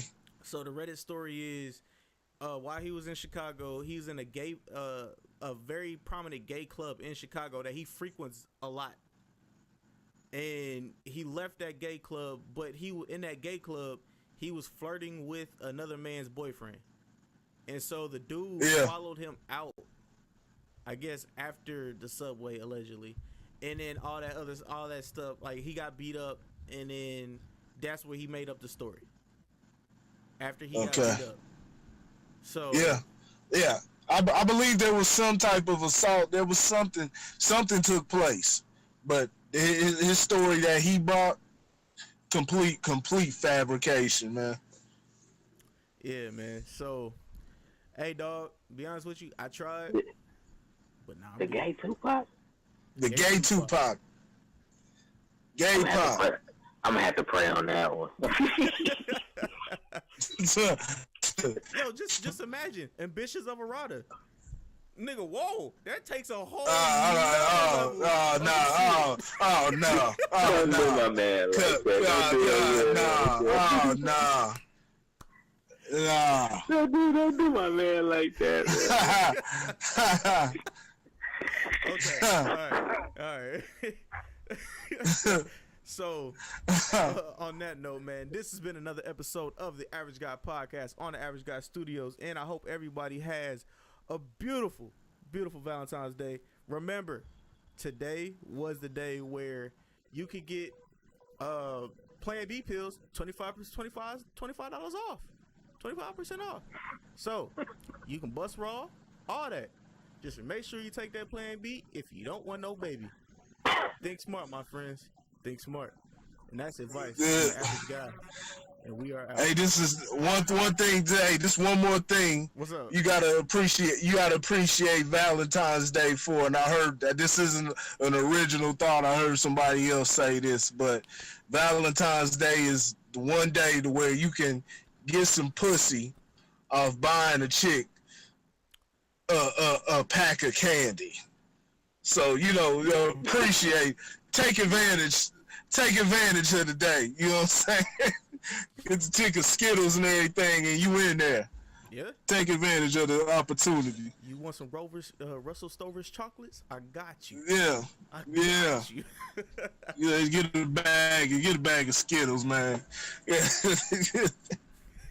And on that note, man, we are out, man. We see you guys Monday. Peace.